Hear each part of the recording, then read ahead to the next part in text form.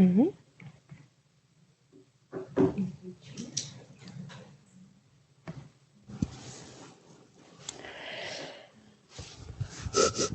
Good morning, good afternoon, or good evening.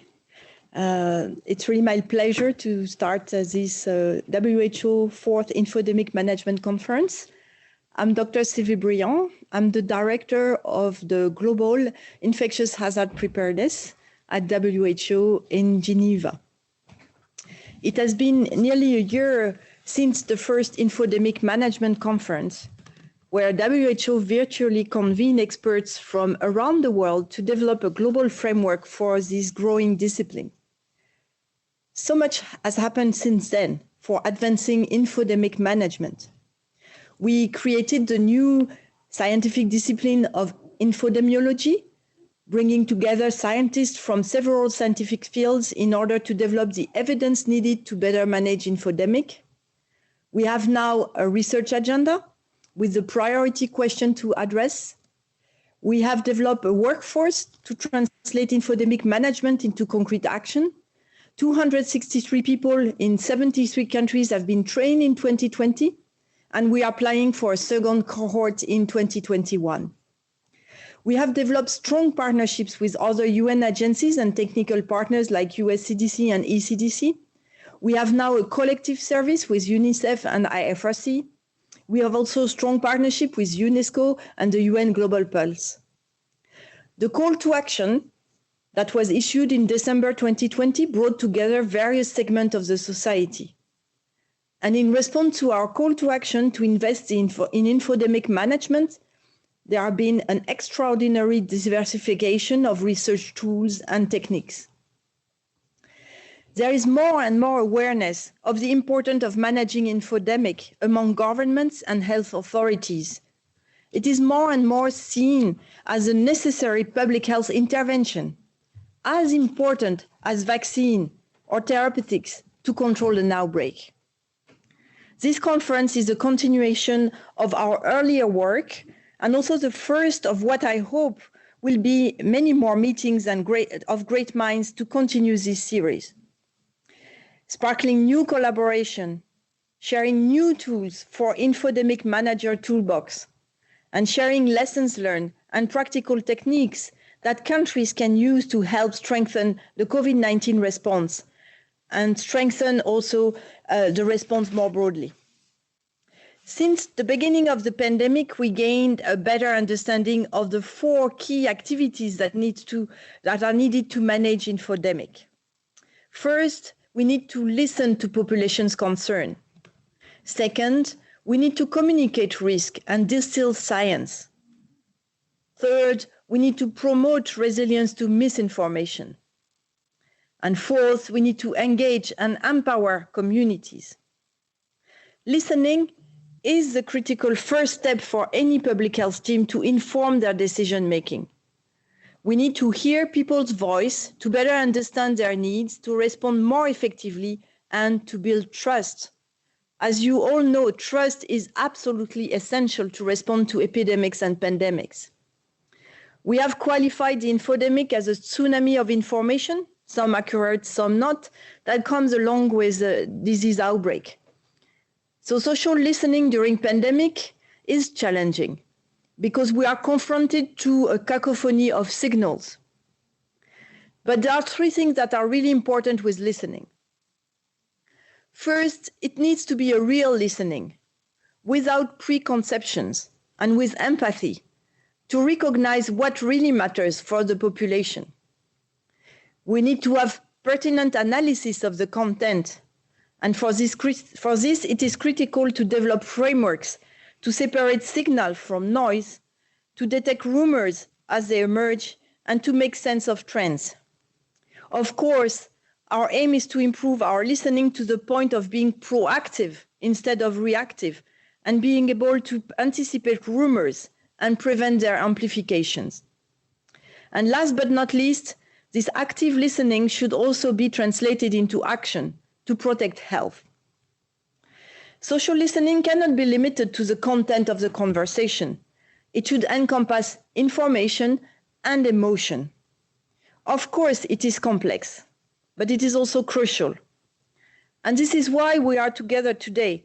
We need to continue to progress and improve the communication ecosystem in which we are in.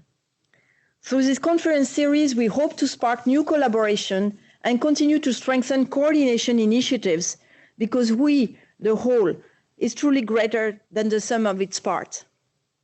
And I'm delighted that partners in public health, including US CDC, ECDC, Collective Service, UN Global Pulse, are here with us today. And I warmly welcome all of you, experts and learners alike, to join us in solidarity to champion advances in social listening for public health. And thank you very much for your attention. It's my pleasure now to introduce Elizabeth Wellham from the US Centers for Disease Control and Prevention to say a few words. Liz, floor is yours. Thank you. Thank you, Dr. Briand. Good morning, afternoon, and evening. Thank you for the opportunity to address colleagues working in infodemic management around the world. The last year has been especially hard for many of us who work in public health. The COVID-19 pandemic has highlighted the gaps in our health systems and underscored the importance of investing in preparedness and surveillance, not just for pathogens, but against misinformation.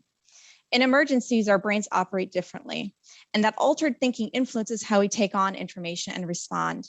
In a crisis, we search for new information, have trouble taking in and digesting complex information, and we tend to believe the first thing we hear. Science is moving at a blazing fast speed, but so does emotionally charged misinformation. This has proven a challenge for many of us working with the virus and the infodemic simultaneously. In the past year, I have marked time by engagement in the WHO Infodemiology and Infodemic Management conferences. I was working with UNICEF in Indonesia last March and working with civil society organization Mafindo to take on their greatest challenge, address the spiraling infodemic that accompanied the first COVID-19 cases that came to Indonesia's shores. Making hoax busting or misinformation management a central piece of the public communication strategy took a lot of late nights, troubleshooting, and website development at frantic speed with colleagues in government, with Mafindo and UNICEF, even as Jakarta started movement restrictions and offices emptied and Zoom calls became a daily feature. In this moment, the first WHO Misinformation Focus Conference took place. That's where I met Tina Pernat and got to know many of you. A year ago, I knew that my day job, building vaccine acceptance and demand globally at US Centers for Disease Control, would inevitably intersect with this new area of infodemic management. Here we are, a world much changed from a year ago, but with renewed commitment to build a better health system that addresses everyone's information needs and supports an ecosystem that protects and nurtures people's health. Since last April, US CDC has blossomed into supporting WHO in the June 2020 Infodemiology Conference, and in November, the first Infodemic Manager Training. This year, we launched our own insights unit at US CDC to better address COVID-19 vaccine misinformation, and I hope that's just the start. All of this makes me hopeful that as we have built a cadre of infodemic managers in 2020 and in early 2021 to shape the course of the pandemic in the coming year. WHO's leadership role in this space has been dazzling to see, and I hope to continue seeing more and more infodemic management work and trainings and conferences and opportunities to build back better in 2023.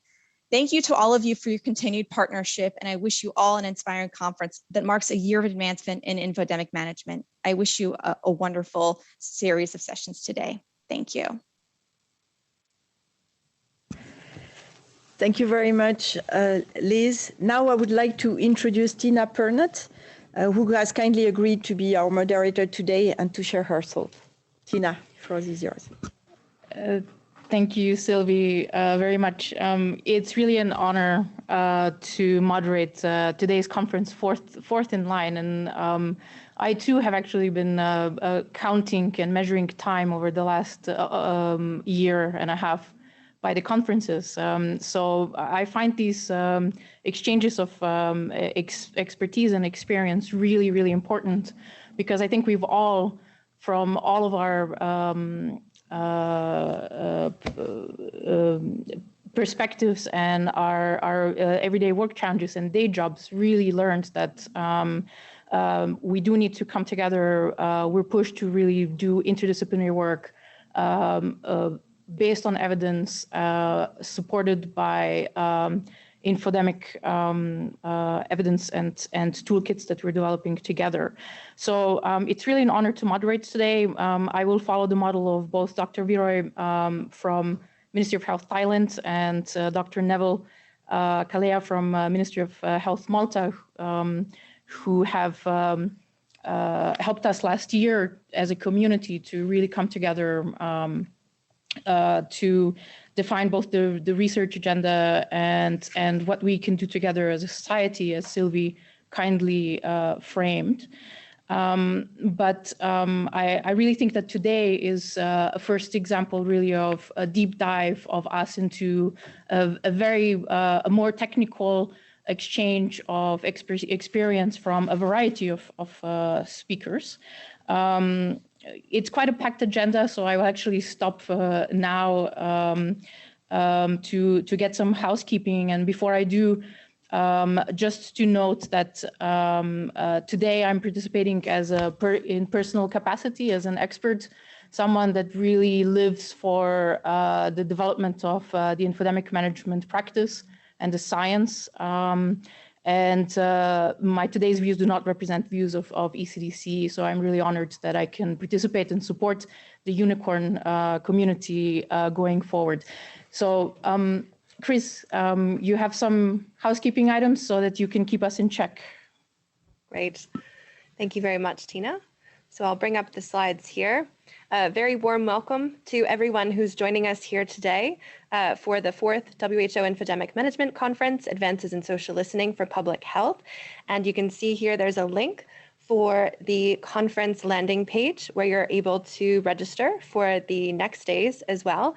Warmly welcome everyone to use these hashtags, Infodemic and Infodemic Manager, to share the lessons learned today. And flagging up that today we're really focused on case studies applying social listening for public health. And the second day will be a deeper dive into the tools and techniques for listening to communities to strengthen health systems on the 11th of May. And then our third and final day of the conference on 12th of May will be a panel discussion digging into the deeper issues, challenges, and opportunities to advance social listening in public health. So please make sure to claim your spot because there are limited spaces for the Zoom where you can participate in the live Q&A. So I want to do a little bit of an overview of the objectives of the conference. And I've already shared the ability to register for the next days. And also note to everyone that there is the interpretation option available. So in the Zoom, you're able to toggle to a different room if you wish to hear the event today in French. We are also warmly welcoming your questions in real time as we are going through these wonderful speakers, their presentation. So please remember to post your questions in the Q&A box in Zoom, and those will be gathered up and shared with the speakers. And this meeting, I want to reemphasize that it is being live streamed and recorded, and it will become available on the EpiWin WHO YouTube channel, and you can subscribe to that using the link you see here. And in a moment, I'm also going to cover a quick declaration of interests, so we're all on the same page about the participants. And again, warmly welcome sharing of the exciting lessons learned here today on social media using the Infodemic and Infodemic Manager hashtags. So I think we're all on the same page, having gathered for this event on social listening about the need to have an evidence-based framework for infodemic management, of which social listening is a really important part, right from the monitoring phase of the infodemic, looking at the infodemic curve here to inform the response, right through the evaluation phase to help adapt the response in real time to the changing needs of communities. And in terms of the goals of this specific conference here today, we're really keen to spotlight the case studies that we're seeing coming out of the regional teams, country teams, from our partners, and from here at WHO HQ to help facilitate knowledge exchange and keep strengthening collaboration. And we're also really keen, and this will come into play in particular for day 2, we're keen to identify best practices and tools for social listening and network analysis so we can work on improving our capacities for generating actionable insights that are going to help public health decision makers better tailor activities for maximum impact and return on investment. And of course, the goal here is to apply social listening advances to strengthen public health initiatives and coordination and feed into the development of the WHO social listening guidance and training that is underway and really identify new opportunities to build capacities for greater preparedness for new and resurgent health threats. So now touching on the declaration of interests, these are listed in alphabetical order. I wanted to flag up quickly here that we have Carl Aberer participating in the conference from Linkalong, and he is a company co-owner with 50% ownership, so noting that. Also, we have Claudia Day joining us today, a senior account manager for the Pulsar platform company, who will be a part of Isabel's presentation. Matthew King. He's a co-founder of the Murmuret Company and is producing work on misinformation as a commercial entity. He'll be joining us on day 2. Srijan Kumar from the Georgia Institute of Technology, also participating on the panel, has received research grants, including from Facebook. His research group received a research gift to him as the PI and Professor Polo Chow, a co-PI, to conduct research on adversarial machine learning models. Also, a research gift was given to the Georgia Institute of Technology, listing him as the PI. Rory Smith will be joining, and he'll be sharing some more about tools that are available for social listening. This will be day 2. He's a research manager at First Draft News, which notably has received grants from Facebook. Harry Wilson, he's a full-time employee of the City Beats company, which is under contract with WHO. Amy Wright and Paolo Vaca, they are both full-time employees of the Media Measurement Company, which is also under contract with WHO. So with that declaration, I want to quickly orientate us to the agenda for today. So we're all on the same page. We've got an action-packed agenda with lots to happen. And to help orientate us here, we're going to have a series of talks in batches, after which we'll have about 10 minutes Q&A. So each talk is to be no more than 10 minutes. We will flag up a 9-minute warning, so you know you can wrap up quickly. And then once we've had several talks, we will have a 10-minute Q&A session. So we actually encourage everyone to share your questions in the Q&A box in the Zoom while you're listening to the presentations, so we can be gathering those up during the presentations to share for the Q&A. And so our agenda here today, we have a second batch of talks followed by a Q&A, and a third followed by a Q&A, after which point we will have a keynote from Ms. Jess Collis from the US CDC, followed by a final Q&A with some concluding remarks from Ms. Pernat. So that's the agenda, and flagging up again, make sure you claim your spot for day 2 for the conference, and also for day 3, and the team will share the links here in the chat so you have easy access to them because there are limited spots available. So thanks very much for your attention and for joining us here today. And with that, I will turn it back over to you, Tina.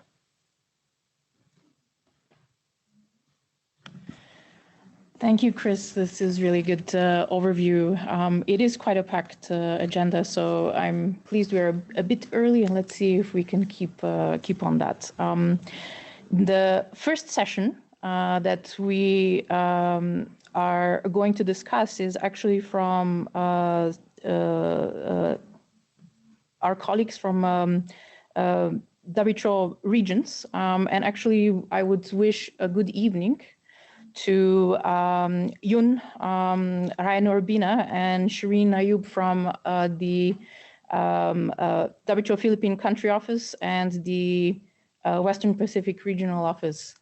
So I would invite them to share a screen for the presentation. And they will be speaking about their experience with the country case study on social listening. Please, welcome and good evening. Thank you so much, Tina. Good morning, good afternoon, evening to everyone, wherever you are.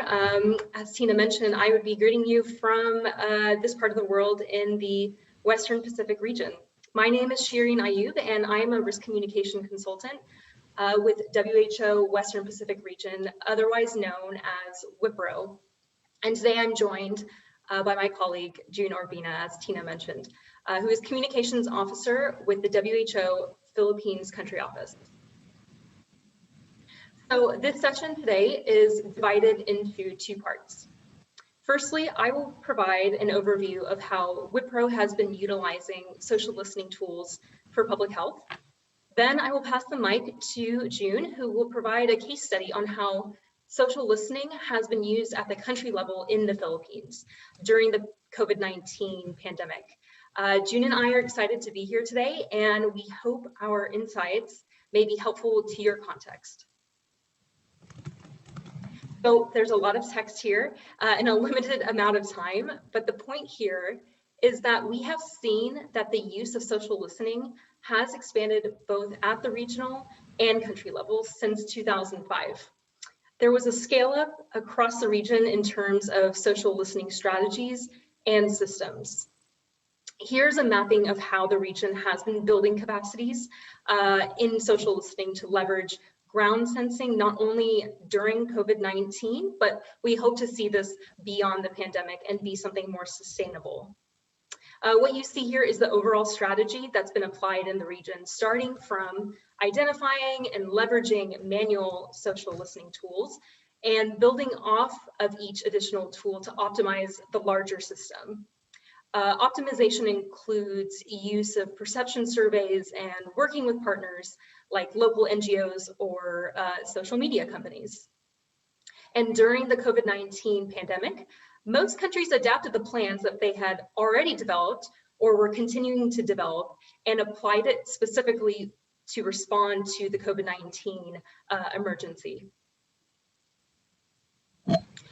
While that mapping is much more conceptual, we do have examples of more tangible products and results from using social listening. There are many examples, both offline and online, but I'll use the example here of how social listening findings supported in the development of targeted COVID-19 messaging that were then broadcast on WIPRO social media platforms.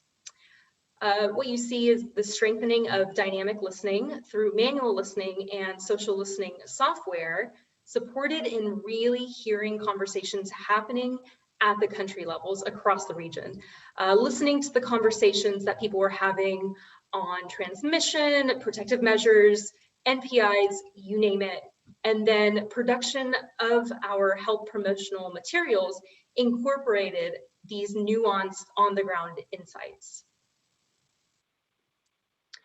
Some quick lessons that had been learned. Social listening can be extremely useful in guiding a public health response. And yes, I think we all are here with that same sort of agreement. And it's helped us in digging up messaging from communities to better inform the work we do as strategic communications specialists. That being said, countries can benefit from listening to their communities more, whatever method that may be, offline, online, in order to better identify certain knowledge, attitudes, and behaviors at the ground level. Partnerships can be extremely helpful, whether that's with tech companies or local NGOs who can help with more offline listening. And lastly, something is better than nothing.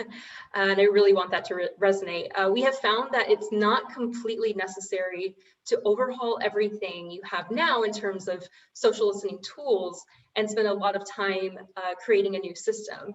Whatever you already have now, especially in times of an emergency, even if that's just periodic manual listening, that's still a core tool. Use that and do what you can and build from there when the capacity is available. So that's an incredibly quick snapshot of what's been going on in the region. But now I will turn the mic to my colleague, June, who is based in the WHO Philippines office and can speak more on the country level experience. June, over to you. Thank you very much, Shireen, and good afternoon, good morning, good evening to everyone. In the Philippines, the WHO Country Office has been supporting the Department of Health, or the DOH, in multi-source listening, particularly in online listening. The weekly insights gathered from online listening are analyzed with insights from other sources from the DOH side, such as media monitoring, pulse and surveys, chatbot and hotline queries, and community conversations. Listening has been particularly important in the COVID-19 vaccine rollout in the Philippines because some of you might know that we are in a highly politicized context, and the perceptions on new vaccines are heavily influenced by the country's recent experience with the dengue vaccine rollout. So at the start of the year, we supported DOH, or since the start of the year, we have been supporting DOH in monitoring how our desired COVID-19 pre-rollout messages, the ones you would see in light blue bars here, were cutting across other chatter on COVID-19 vaccines, which are in dark blue bars shown in the slide. These were measured on the DOH Facebook page, which currently has 7.6 million followers. Each bar represents a conversation theme, and the length of the bars represents the volume of interactions. So DOH has been using social listening insights in developing and publishing compelling online content, and we have been seeing how pre-rollout messages were also rising in prominence among other online conversation topics. Subsequently, we have been seeing an increase in the share of voice of the DOH Facebook page as a primary or central source of information for COVID-19 vaccines. Next, please. Social listening is also being used to monitor rumors, misinformation, and disinformation. And we will share with you an early example which has somehow set the tone on the manner of how we respond to future or to subsequent rumors. Earlier this January 2021, we have detected the recirculation of a year old that was January 2020 news on mask use. This contained old advice limiting the use of masks to health workers and those with symptoms. WHO recommendations on mask use, as we know, have been updated last August 2020.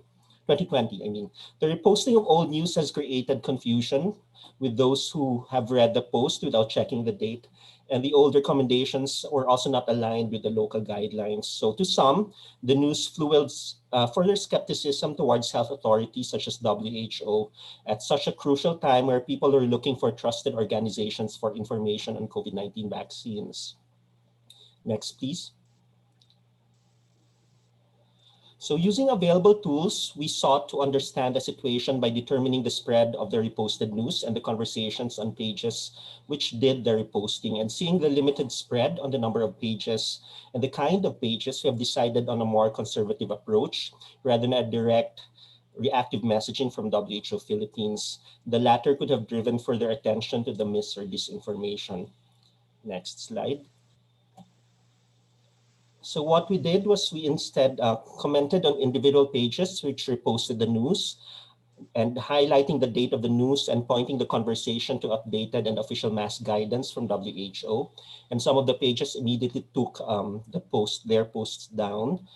We also coordinated with a media outlet, which was the source of the old news. The outlet promptly updated the social media version of the original post, indicating that the article is a year old. And we have also increased messaging and proper mask use on the WHO Philippines social media channels. There were no further spread and news pickups 24 hours after the interventions. So this is early example of the cycle that we have been using of listening, understanding, deciding on our action, engaging and monitoring, and back to listening has been useful as we continue to address rumors, misinformation, and disinformation. At present, WHO Philippines continues to support our colleagues at the Department of Health for social listening in shaping online conversations, in rumor monitoring and management, and we also look forward to expanding the capacity in the country to create a more robust and more national, subnational kind of a social listening ecosystem. Back to Shireen.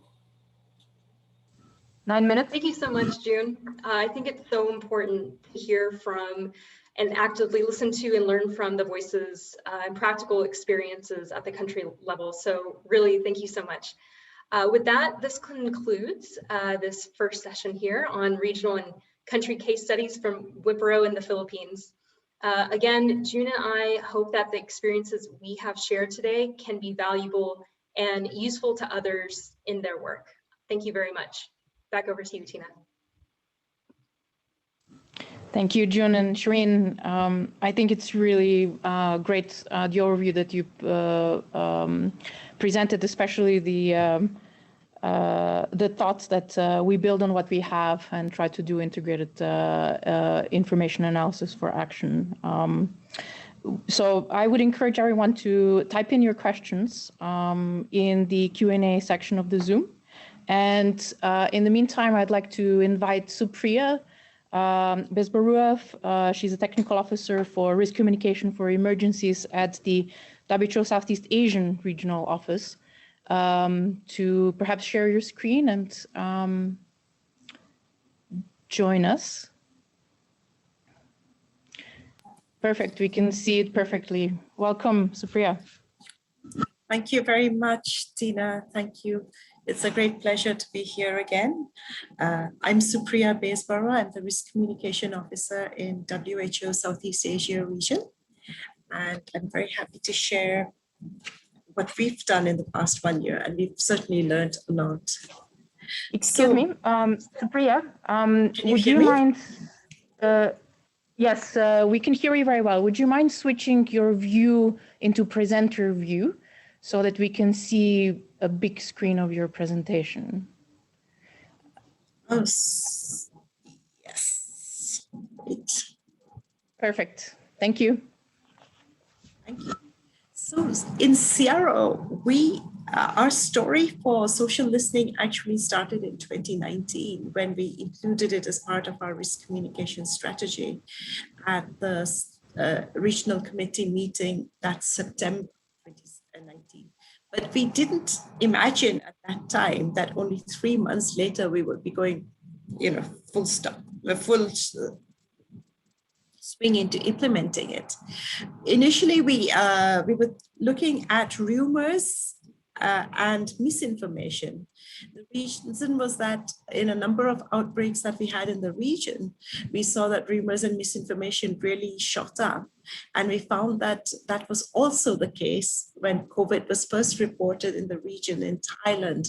It was the first reported case in January 2020 outside China. Well, it wasn't COVID then, it was the new coronavirus. And so we focused initially on rumors because Winston Churchill famously said, a lie gets halfway around the world before truth has a chance to get its pants on. This is what happened during COVID. And I just thought I'd show with you the screen for India. India's great passions are cricket, Bollywood, which is their version of Hollywood, and politics and elections. And the three are eclipsed by the search in Google Trends in the last 1 year by the search for COVID.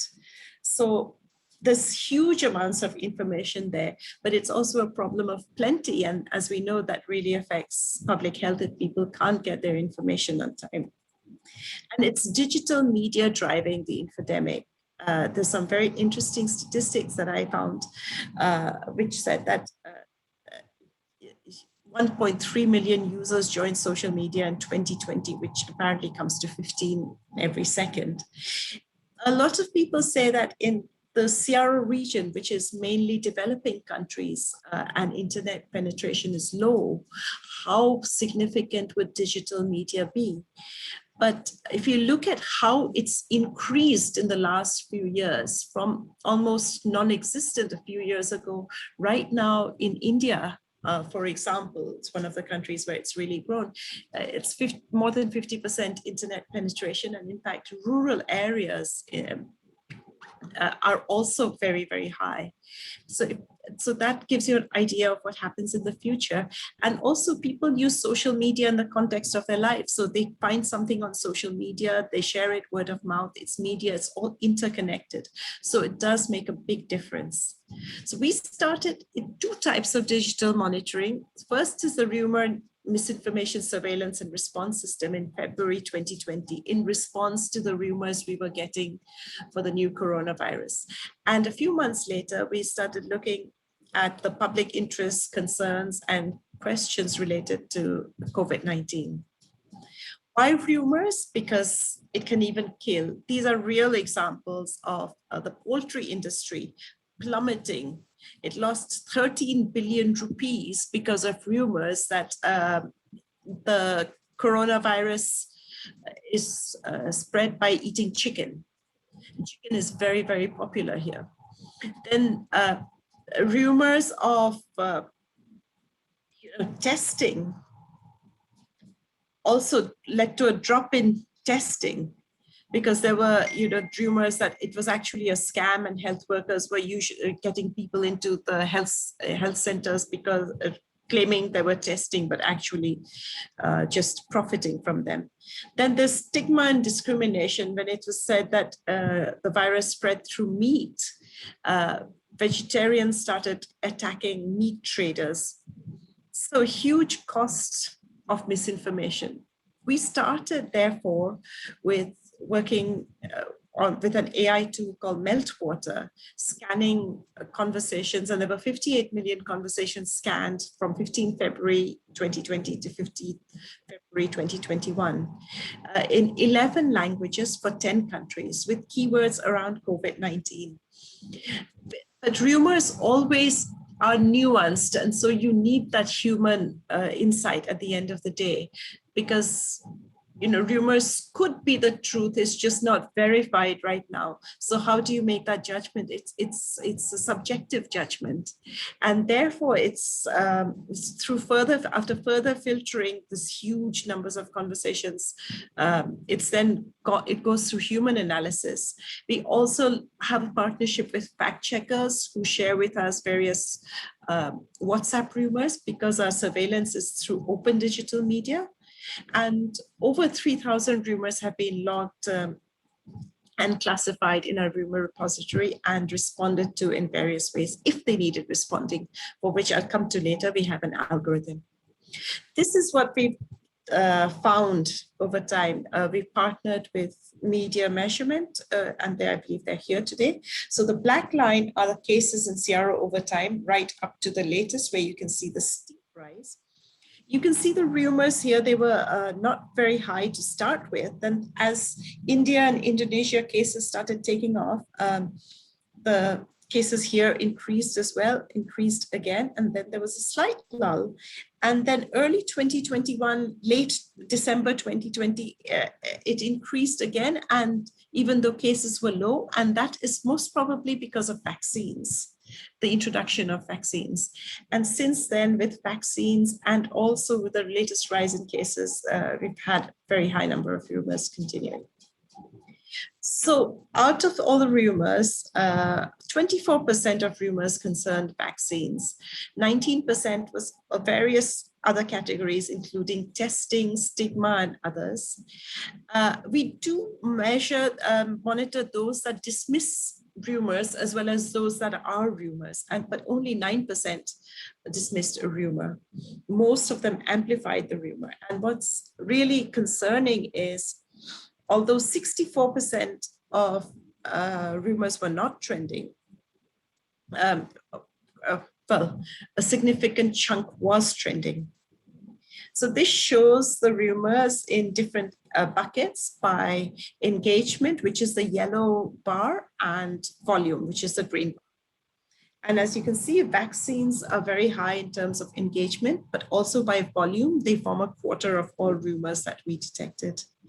And the other big chunk is cures, which is, well, 18% of volume and 17% of engagement. This is what we found by country. As you can see, vaccines have very high number of rumors and cures. Some also do prevention behavior. And the countries, the red one here is India. The blue one is Indonesia, this light blue one. And the green one is Maldives. And those are the ones mainly driving rumors in the Southeast Asia region. So how do we analyze it? We look at them for engagement, for reach, for volume, whether it's trending or not, who is spreading them, is it a famous influencer, but also for the level of harm. And then if it's not serious, the rumor, then we just monitor it. If it's serious and has a global impact, I usually share it with my colleagues in headquarters. If it's country specific, we inform countries. And if it's a regional impact, then we look at the region. We then respond through various ways. Now, the second part is looking at public perceptions and concerns, similar process, 11 languages in 10 countries. And we look at volumes, topics, sentiment, also highly engaged questions. And then based on the perceptions, we then respond in various ways. These are some of the communication measures we respond. We developed a campaign against stigma and discrimination based on what we found in social media on our perceptions monitoring. Some key lessons that partnerships are essential. You can't do it alone. And it's online and offline is critical to get the whole picture. We also need a better understanding of rumors in encrypted and perceptions through encrypted social media like WhatsApp, which is driving a lot of digital information. We also need to do better about how to manage uncertainty, because uncertainty is what drives rumors. Finally, infodemic management is about people, so trust is the key. Thank you. Thank you very much, Supriya, and also for staying up late to be with us today. This was really interesting sharing of your experience. What strikes me is the diversity of rumors that you described that circulate, and I think that's also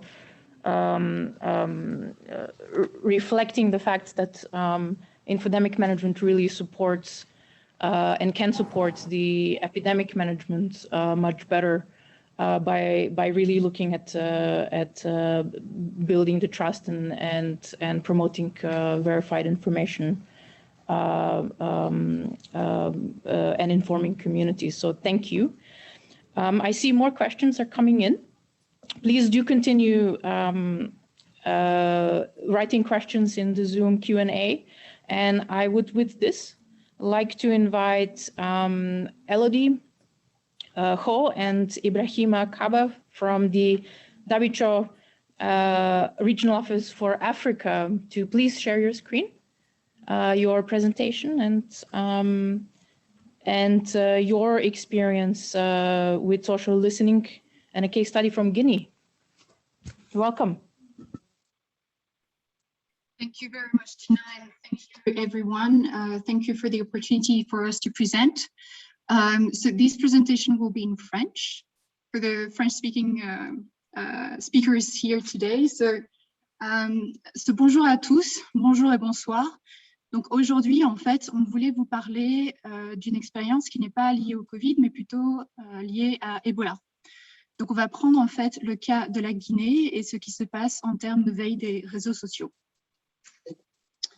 Donc en fait, voilà, c'est un peu la structure de notre présentation aujourd'hui. Donc je vais d'abord vous parler en fait d'une alliance qui s'appelle AIRA et surtout ce qu'on fait dans la région africaine pour soutenir en fait le développement de la gestion des infodémies. Ensuite, je vais passer le micro à mon collègue Ibrahima Kaba, qui est vraiment sur les premières lignes de la réponse Ebola et surtout pour la gestion de l'infodémie. Donc, peut-être quelques mots sur AIRA, si vous n'avez pas entendu parler de cette alliance. En fait, AIRA est le travail que nous faisons en gestion de l'infodémie en Afrique. Donc, AIRA, ça veut dire African Infodemic Response Alliance. Et ça a été créé en fait en décembre 2020. Donc, on a à peu près 5 mois d'existence. C'est une alliance dont le but est de limiter la propagation de la mésinformation et de la désinformation en santé publique et aussi de promouvoir la circulation d'informations vérifiées et de confiance sur les réseaux sociaux, les médias et aussi dans les communautés. Donc, parce qu'on sait que la lutte contre l'infodémie ne peut pas se faire seule, nous avons constitué un réseau de 14 membres qui ont chacun une expertise à apporter en infodémie, qu'il s'agisse en fait de la veille des réseaux sociaux, de la coordination, de la recherche, de la mobilisation au niveau communautaire, ou en fait n'importe quelle expertise qui contribue aux 5 piliers stratégiques d'AIRA. Donc, vous avez des exemples en fait de nos partenaires clés et des membres. Donc, vous avez bien sûr UNICEF, Gavi.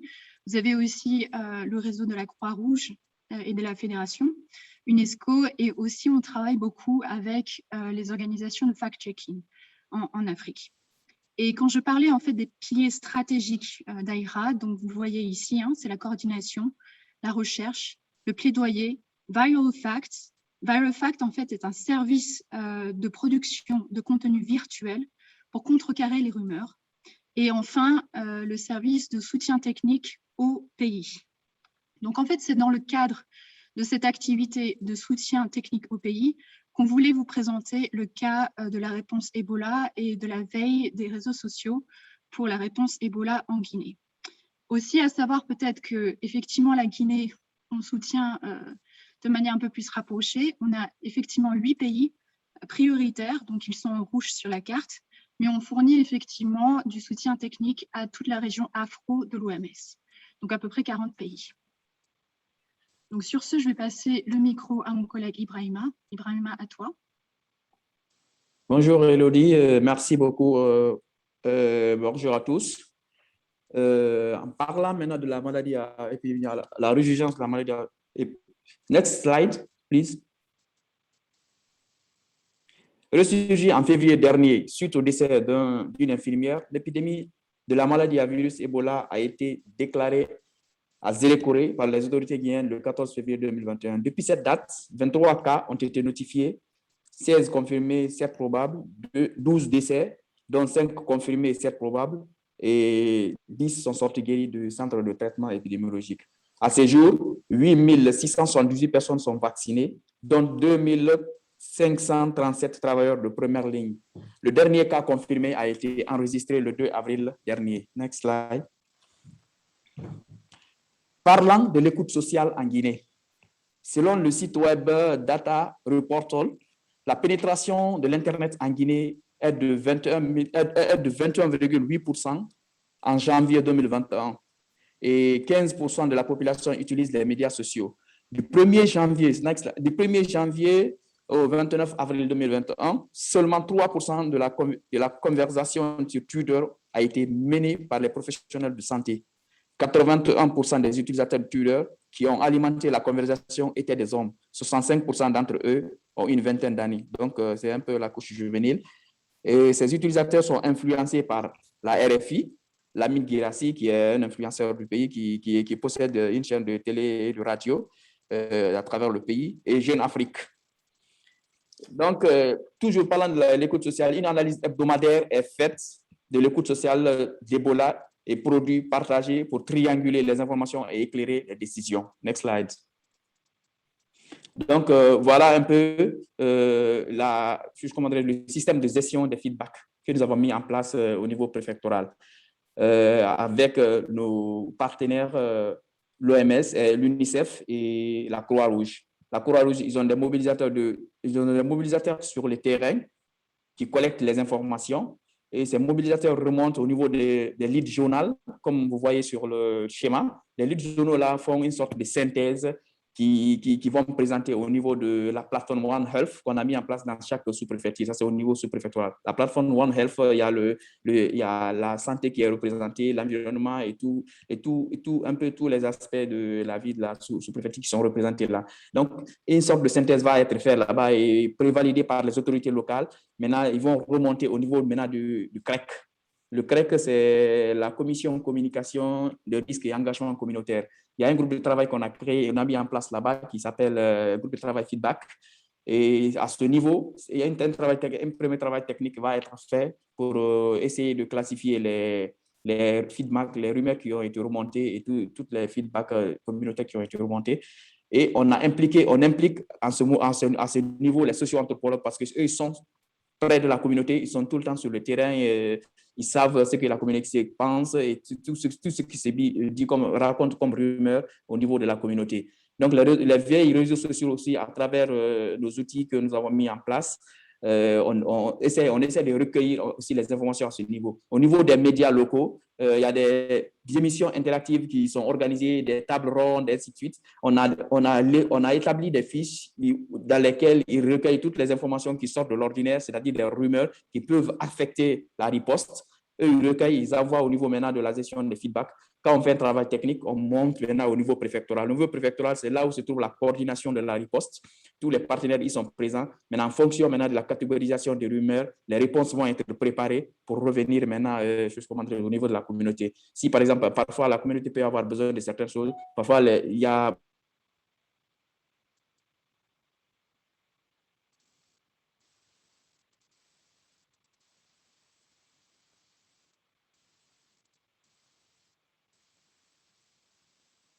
We seem to have lost Ibrahima.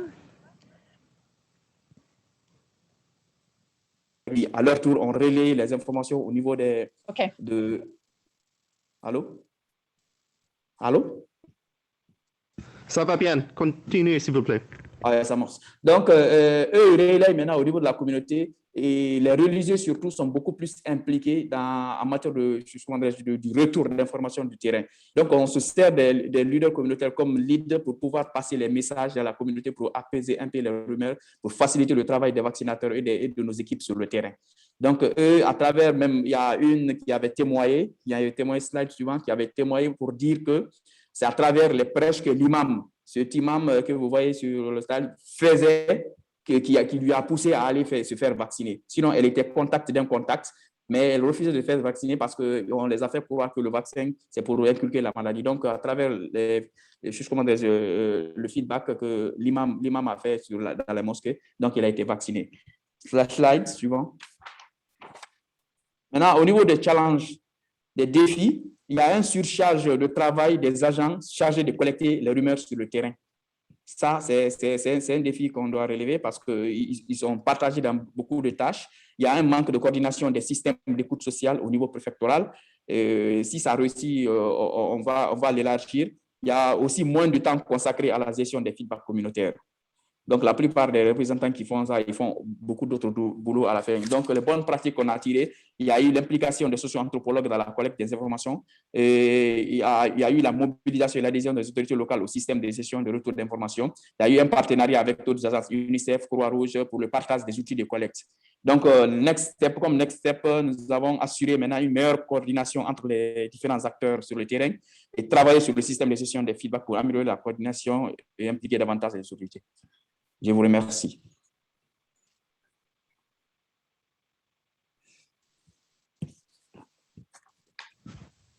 Thank you very much.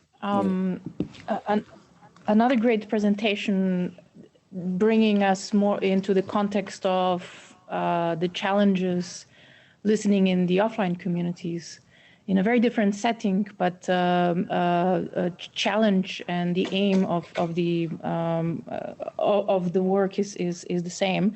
What struck me is really the importance of engaging the community leaders, especially the religious leaders in this context, and also that you're making a big effort in engaging local authorities and other partners really down at the local level to try to understand both the analysis of the feedback and then also follow through.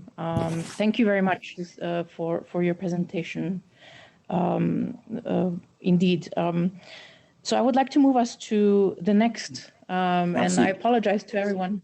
Merci. I apologize for running us on schedule, but I have the commitment to make sure that we hear from all of the speakers first. In the meantime, please do submit question and answers in Zoom. And we already see the slides from Dalia Samuri from the WHO Eastern Mediterranean Regional Office, who will share the experience of the colleagues, in the WHO colleagues there. Please, welcome. Thank you so much. Can you hear me? Loud and clear, everything's good. Very good. Thank you so much. And thank you so much for this opportunity to present the experience from the regional office for the Eastern Mediterranean. but also to highlight that this is an initiative that has been running on for quite some time. And it really came in collaboration with UNICEF, with IFRC, and most importantly, with the interagency working group that we have put at the beginning of the pandemic and currently run by the three organizations. So if you can move to the next slide, just to I mean, a little bit of a background on why we have started with this initiative to strengthen social listening and community feedback. I think as most of you or all of you know that there has been, or at the moment, there are a lot of mechanisms going on in countries with their social listening or community feedback. The understanding of those mechanisms is not really clear to everybody who is working in this area of work. The region is not different from the whole world in terms of the challenges related to infodemic, but also the most important thing is that we mostly lack the real-time information in order to inform the response to the pandemic or other health emergencies. And therefore, WHO, in collaboration with the two different organizations, UNICEF and IFRC, but again, with the collaboration of the interagency working group, we decided that we need to look into this issue from evidence-based, but at the same time, to make sure, practically speaking, we understand what's going on on the ground and how we can put together a mechanism that would serve the whole region. So we started with this initiative back in February, basically 2 or 3 months back. And if you move to the next slide, one of the most important things that we discovered during this this initiative is that the understanding related to social listening and community feedback is not really consistent. Some organizations, they're having social listening mechanisms or tools on the ground, others they're having community feedback mechanisms on the ground. With the difference in the definition of both mechanisms, it's really very difficult to draw a line between both of them. But the most important thing is that both of them, they can provide community insights. And the most important thing, and this is what we are aiming for, is really to have a systematic approach in countries where these community insights can be captured, reviewed, analyzed, and inform decisions whether to manage infodemic or to add this in a bigger picture, the risk communication, but of course as an integral part of the response to COVID or other health emergencies in the future. Thanks for moving to the next slide. So this initiative included 6 steps. So the first one is really to make sure that we have a unified understanding when it comes to social listening and community feedback, and that came very clear after we had the first meeting with the different organizations to clarify the definitions and what is the main purpose behind social listening and community feedback. We recruited a main consultant who has been leading this work, but also the colleague has been supported by a number of colleagues from WHO and from UNICEF and from IFRC in order to be able to run the process. And of course, a lot of support was given by the country offices to facilitate the whole process. We conducted the assessment. After that, we convened capacity building workshops, basically focusing on the main players in this area of work to make sure that we are all on the same page. And we are at the moment in the process of developing an operational model and a roadmap that will be coming out after conducting an expert consultation that will be looking into the recommendations that I will take you through at the end of this presentation. If you move to the next slide, thank you. So basically the assessment that we have conducted, it included 3 steps. The first one is this review, and for this we basically looked into different guiding documents and tools, the strategic framework that IMRO has put in place, but also different examples for the social listening and community feedback that we have captured, but also we have been reading about. We also conducted an online survey, and this was a designed survey to better understand the ongoing efforts, successes and challenges. And at the same time, we also conducted key informant interviews with selected experts at the country and regional level. And the most important thing that these interviews basically help us to understand what were the enabling factors and barriers for systematic listening, and which was our ultimate goal to reach after that. If you move to the next slide, for the online survey, basically we had responses of 41 coming from 19 countries, whether country offices or ministry officials or different organizations. And those responses basically were coming from different representatives at the country and regional level.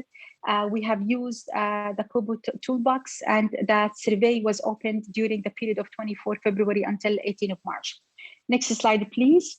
The key informant interviews were conducted, and we managed to conduct 46 interviews. These included 77 persons, and these were coming from 17 countries, from different organizations, as you can see on the right side of this slide, but also the regional office for EMRO, Afro, and Asia Pacific. At the same time, we had also interviews with colleagues at HQ just to make sure that we are harmonized and aligned when it comes to the overall process and how we're going to move forward. If you move to the next slide, I will take you quickly on the main findings of these. I'm sorry for that. I'll take you through the main. Can you hear me? Yeah. Main findings of this assessment. So the first slide is basically on the main challenges. So reaching to the most vulnerable population has been identified as the main challenge, and therefore there has been a call to use the offline engagement, because the online one would be sometimes mostly difficult due to the lack of connection to social media. A lack of coordination between the different players on the ground, and therefore the roles and responsibilities were not clear. How to make sure that we're focusing on the broader picture and not only focusing in a haphazard way or only on limited activities. Data analysis was major area of a challenge. In a way, this needed a lot of improvement, and the work with the government has been additionally challenged in a way that the mistrust that has been observed in some of the countries also had added to these many challenges. If you move to the next slide on the main barriers, insufficient capacity, whether technical or human resources, political sensitivity, in a way that some of the countries we observed that governments were not really promoting the open communication, and therefore making sure that we have really a system in place would be pretty much challenging. Again, as I said, with the lack of coordination, there has been a lot of duplicating efforts. There has been a lot of competition, lack of sharing of community insights between the different organizations that are dealing with this area of work. Of course, there is no systematic approach, and the barrier related to language also has been coming out as a major barrier, particularly that most of the organizations that are serving on the ground, they're basically using the English language when it comes to the social listening and community feedback, even with the material that are being produced. Of course, there are some efforts to translate those material or these efforts into the local language, but this is still considered as a barrier that needs some work. If you move to the next slide with the main successes, in few countries, we have observed a good relationship between NGOs or local NGOs and the government, and this really facilitated the work, making sure that we are working with the community directly through local volunteers or community leaders. The availability of data really highlighted some of the important challenges that communities are going through and really informed decisions. And therefore, this has been observed in very few countries where the information was available. The sharing of insights has also been identified as a main success, and using the different platforms, whether they're at the regional level or at the country level, to share those insights and to act accordingly. If you move to the next slide on the main enablers, and again, as main findings from this assessment, the experience prior to COVID has been a main enabler, and particularly if we talk about the polio and how community engagement has been a major area of work if you want to facilitate reaching goals related to the polio program, and therefore building on these efforts could be used as could be observed or could be perceived as an enabler to the systematic listening. Sufficient human resources have been seen in very few countries, and we consider these sufficient human resources as a main enabler to facilitate this area of work. Of course, the availability of tools and guidance, and at the moment we have to build on the momentum related to vaccine. We have a lot of challenges, but also we have a lot of successes that we can build on, and therefore this can be considered as the main, if you want, turning point where we can really invest more when it comes to social listening and community feedback. Next slide, please. 9 minutes. Thank you. When it comes to the capacity building, we so far managed to conduct a series of workshops that included many players on the ground. And at the moment, we are finalizing the package to have a ready-to-go package that can be used by the different countries, by the different organizations, in order to make sure that we have a systematic way of building the capacity of the human resources.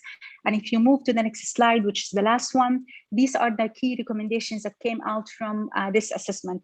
One is that we want to strengthen and clarify the role of the different organizations, and this will help in increasing coordination to build capacity of human resources in so many different ways, as you can see in this slide. And not only to invest in human resources, but also technically speaking, we need to work a lot in building the capacity in the different areas, and mainly data analysis and the use of data and the triangulation of the data that will be coming from the social listening and community feedback with the other elements, whether EP, whether social measures, in order to be able to capture the full picture. It's very important that we always localize the support to communities, and of course, to make sure that we have standard operating procedures for the systematic approach. And if you allow me to conclude my presentation by commending our colleagues in HQ for having the EARS platform, which we considered as a very important platform that would facilitate a systematic approach of social listening and community feedback. With the support of our colleagues from HQ, we're managing to expand this platform in 5 countries. And really the idea is to expand it in the other countries in the region. But the most important thing is that we're using 5 countries where there is no system at the moment. And in the future, we want to make sure that there is a very standard way of doing the social listening and the community feedback, and making sure that the different systems run by the different organizations are really aligned. And most importantly, they're saving the collection and analysis of community insights. And this will help in informing decisions and moving forward. And thank you so much for listening to me. Dalia, thank you very much for this summary. I think really the learnings and the recommendations that you presented, they're really rolling over into a social listening system. And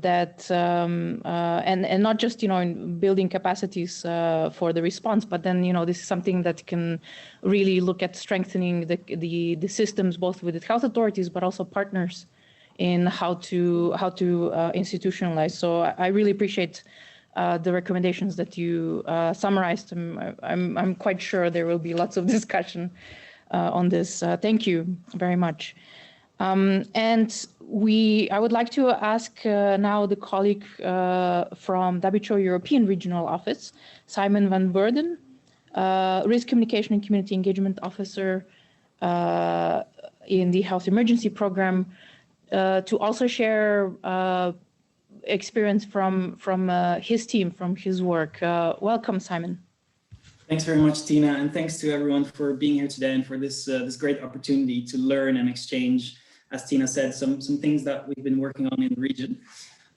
So just as a bit of context, in our region, infodemic management and social listening have long been a part of our efforts on risk communication and community engagement, or RCCE, including in the COVID response, of course, but also going back about a decade of capacity building work in that area, including elements of rumor management, listening, and community feedback.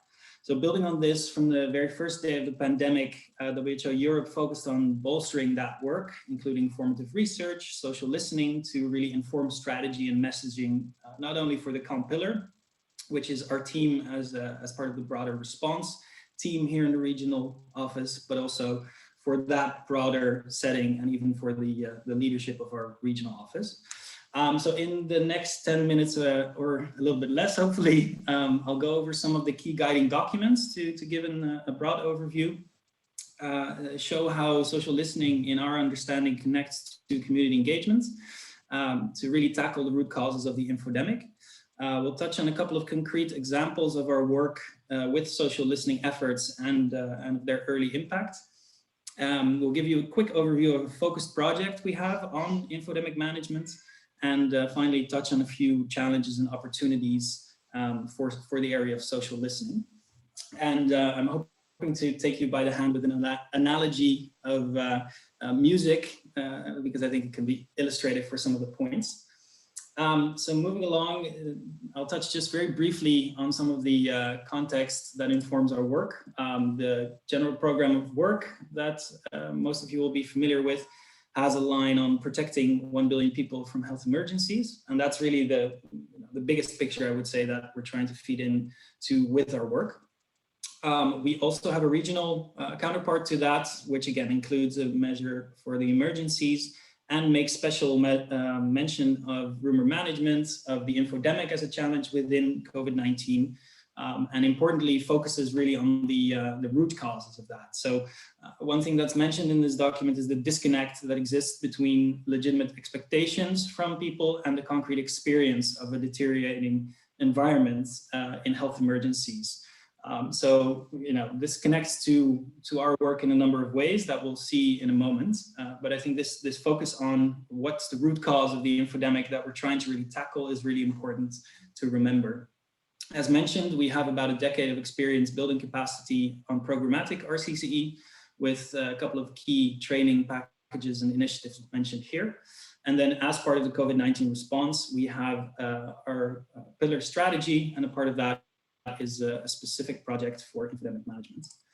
Moving along, just touching quickly, and this connects to some of the examples that other colleagues from the regions have also given. You can conceptualize social listening as falling on a spectrum of engagement. You can take social listening as the first step, but also if you're looking at the spectrum, you can see it as a second step where you're not just messaging to your communities, you're actively listening to them. But then also that listening and engagement needs to continue as you build trusting relationships that are progressing along this spectrum to more empowerment. And that's really something that we're trying to connect in our team in the region. To not see it as an isolated intervention, but really we think the true value of social listening is as a part of those feedback mechanisms. So not just collecting data, but making sure that we have some sort of accountability over these efforts to the communities that we serve. Just a number of examples. In our musical analogy, this would be some of the instruments that we try to fine tune and have been working on over the course of the pandemic. You'll probably be familiar with most of these, but some examples include CrowdTangle as a tool that we're using to listen for media, as well as for performance of our social media accounts across the region and country offices in multiple languages, and working together with our country offices and partners. We have a number of other tools that we pull data from. The EIOS is one corporate tool that we look at. EARS is a platform that has our interest. And there's some countries that are involved in that, and we're hoping to build on that further. This is an example of some listening that we did in partnership with Hungary, looking particularly at public health and social measures, how the conversations were moving on those. And the PHSM angle is interesting for another reason, as it's the focus of a sort of an inter-team collaboration where our region puts together different dashboards with epi curves, for example, and with key moments in public health and social measure, restrictions being applied or lifted. With that work, we try to see correlations between, excuse me, at the epidemic curve and sort of lifting or increasing restrictions. But now we're also looking at trying to add behavioral and social and listening data to that, so that you can start to see the logic correlations and the causal connections between the announcement of a restriction, the responses to that in online and offline conversations in terms of support or resistance perhaps, and the connection to the epi curve. So that's something we're very excited about. Another tool that we have in place for listening and collecting survey data is the chatbot called Health Buddy Plus.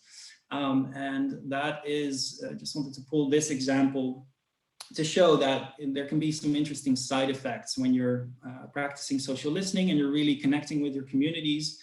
You can see that that is much appreciated, and there's a strong hunger and a need for evidence-based, reliable information on all aspects of the pandemic. Finally, we have a very robust social listening, or rather research tool in place called Behavioral Insights surveys. And yeah, I mean, this is really to show that we have a scala of tools and we're using the right tool for the right purpose. One interesting example also, or impact of this work with the Behavioral Insights, that Romania has announced that they will be establishing a new unit within the ministry to focus on this work. So that's very encouraging. I'm going to skip a little bit over the coming slides because I see I'm at 7 minutes.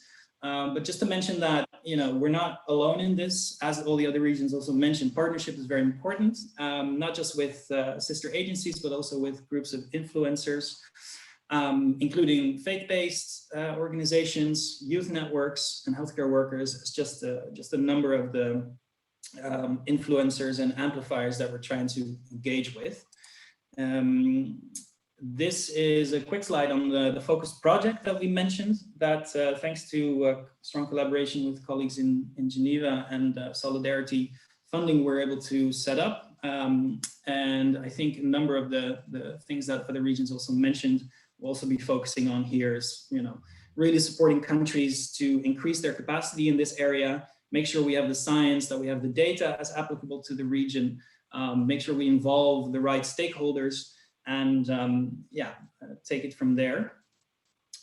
A quick look at some of the opportunities and challenges that we can see in the area of social listening.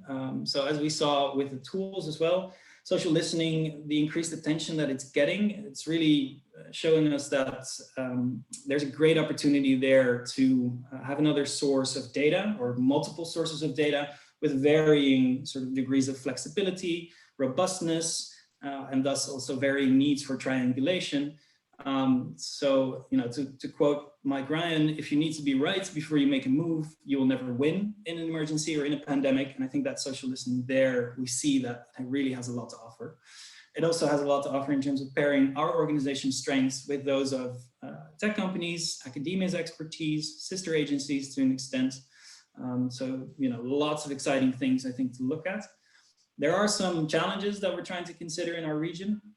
Digital divide and inequity, even though has 9 minutes for, thank you for that, has a reputation for being quite strong in terms of internet and tech penetration. We do have to remember to leave no one behind in all of our efforts, including this.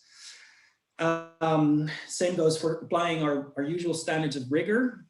So that's something else to keep a look at, and make sure that we keep going to the root causes. I'm going to skip over this one just to mention that we've got a number of things in the pipeline that we can be excited about and look forward to. And I just want to end on this slide again as a reminder of what we're really trying to do, and what we should always remember, that, you know, it's a human science, and unless we understand why people are drawn to these sorts of information, we'll always be playing whack-a-mole. And the second quote illustrating that is, it's not about the individual pieces, but really it's about the relationships that underlie and drive this.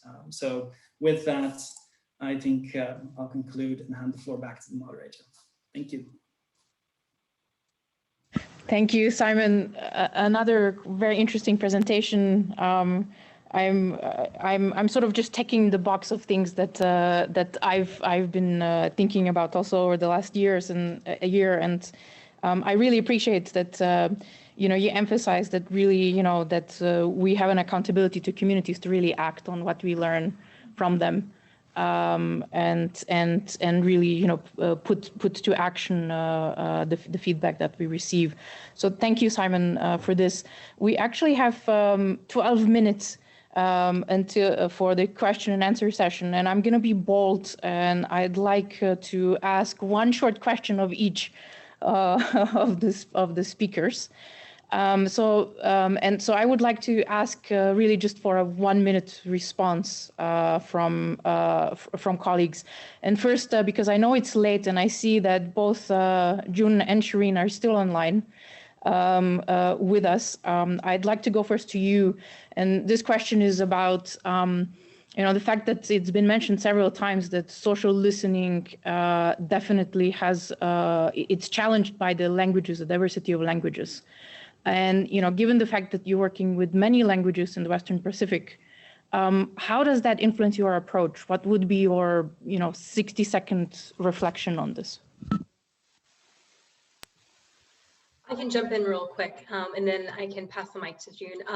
Well, this also relates to a question we saw in the chat box about working with partners. So right now, we are currently working with a design third-party tech company who helps with designing our communications materials. And one of those things that they can do is support with translations, which is absolutely incredible because yes, in fact, there are many languages across the Western Pacific region. So in this case, this is an example of how we're able to leverage partnerships to support in this. June, did you want to add anything? Over to you. Yes, I think the question can also be scaled down at the country level because in the Philippines, we have quite a number of languages as well. And here, it's important to do regional level listening. And it's good that at the DOH level, we have a network of health education promotion officers who can practically mirror what is being done at the national level and provide insights at what is happening at the regional level, wherein languages would be specific in their particular region. So what we foresee as part of capacity building is to strengthen these regional networks as well, such that we have a working ecosystem for social listening, not just at the national level, but also at the subnational networks. Very good, thank you very much. We're seeing the outlines of an ecosystem being described. Supriya, you have been working in a variety of roles for a long time, and I saw some questions in the Q&A that were talking about and asking about what are aspects of literacy that may come into play or that intersect when you're trying to think about infodemic and misinformation and risk communication. What would be, in your view, what would be your reflection on this? How do we, how do they interplay, and and how do we address those?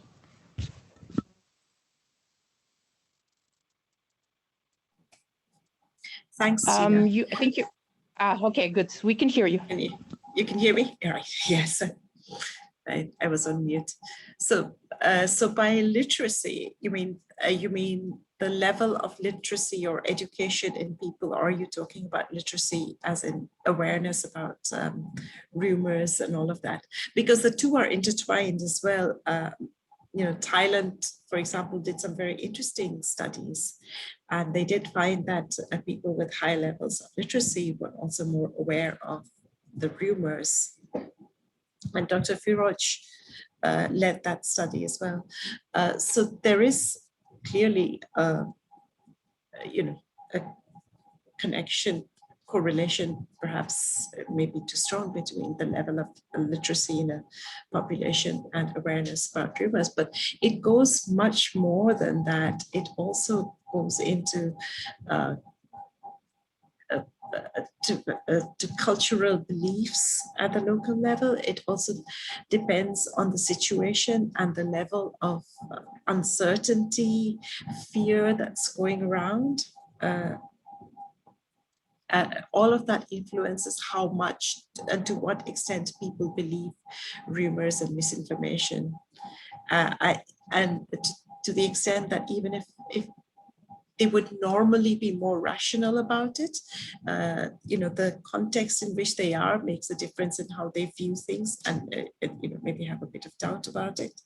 But Thailand's doing some really interesting work on that, on levels of literacy for fake news in the public, and actually a large number of them can recognize fake news, at least 50%, although there's a big chunk that does not. I don't exactly recall the figures, but there's a substantial number that do understand fake news. There's also there's also a large number of people that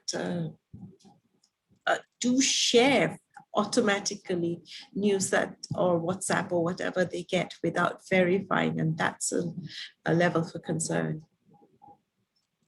Does that answer your question? Was that what you were asking? Thank you. No, it's good. You actually touched on a variety. I think we could have a whole session on literacies and different kinds of literacies, but I think this is a good segue. Thank you also, Supriya, for being with us so late in the evening as well. And I was preparing also a question for Elodie and in Ibrahima. So actually, Elodie, there's questions in the Q&A related to IRA, and I would ask if you could please just directly respond to the questions there.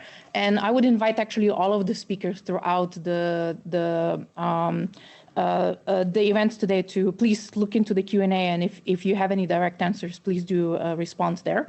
But I have a question for Ibrahima, and I apologize because I do not speak French enough to be able to ask this in French. I was thinking along the lines of... Allez-y, y a pas de problème. Allez-y. No, super. Thank you. How have the lessons that you've learned through social listening in the communities about Ebola, how did they feed into the social listening on COVID-19? Were there things that you kickstarted immediately for COVID-19? Merci beaucoup. Mais moi, je travaille sur Ebola. Je ne travaille pas sur le COVID-19. C'est la spécificité. Donc, je ne sais pas. C'est sur Ebola. Bon, moi, je suis dans la zone Ebola. Je travaille sur Ebola. Maybe I can complement Ibrahima's answer. So, because we have been supporting Guinea, but also other countries on both Ebola and COVID. So basically what we're trying to put in place, the systems and mechanisms should be adaptable for any kind of public health crisis. So it is built for Ebola in Guinea, but the system is very similar to what we put in place for COVID in other countries. So the idea behind it is really like to empower the Ministry of Health, but also like all the local actors at the district level as well, so that they can use this system for other pandemics in the future. I hope that answered your question, Tina. Thank you. Thank you. Yes. Thank you very much also to both of you for joining today. I'd like to move to Dalia, to the colleague from Eastern Mediterranean Regional Office. You know, one aspect from your presentation that came out that was also related to vulnerable populations and offline populations. And I was wondering, you know, how could you better engage with vulnerable populations that cannot be reached very well by social media? And what would, you know, how are you thinking about this, and what do you have in place or are building for that? Well, I think we do have a number of experiences that we can share. For example, and again, building on existing programs, not something that we have started because of the COVID, but building on what has already been in place. So the first one would be the religious leaders as the line of communication between decision makers and communities, and particularly those that are living in the hard to reach areas. And I guess we have a great example coming from Pakistan and Afghanistan, and particularly to manage the polio program, where the religious leaders have been having a great effort, if you want, or a great part in making sure that the program is running the way it should be. Of course, there are some hiccups here and there, but the role of religious leaders is pretty much important. We also have examples of community workers, and I'll give you an example from Somalia, where community workers have been also providing great role to reach out to communities and those who are living in the hard to reach areas. But I think the most important thing is that you have the communities, and then you have the different players, whether WHO or the different organizations or even the government.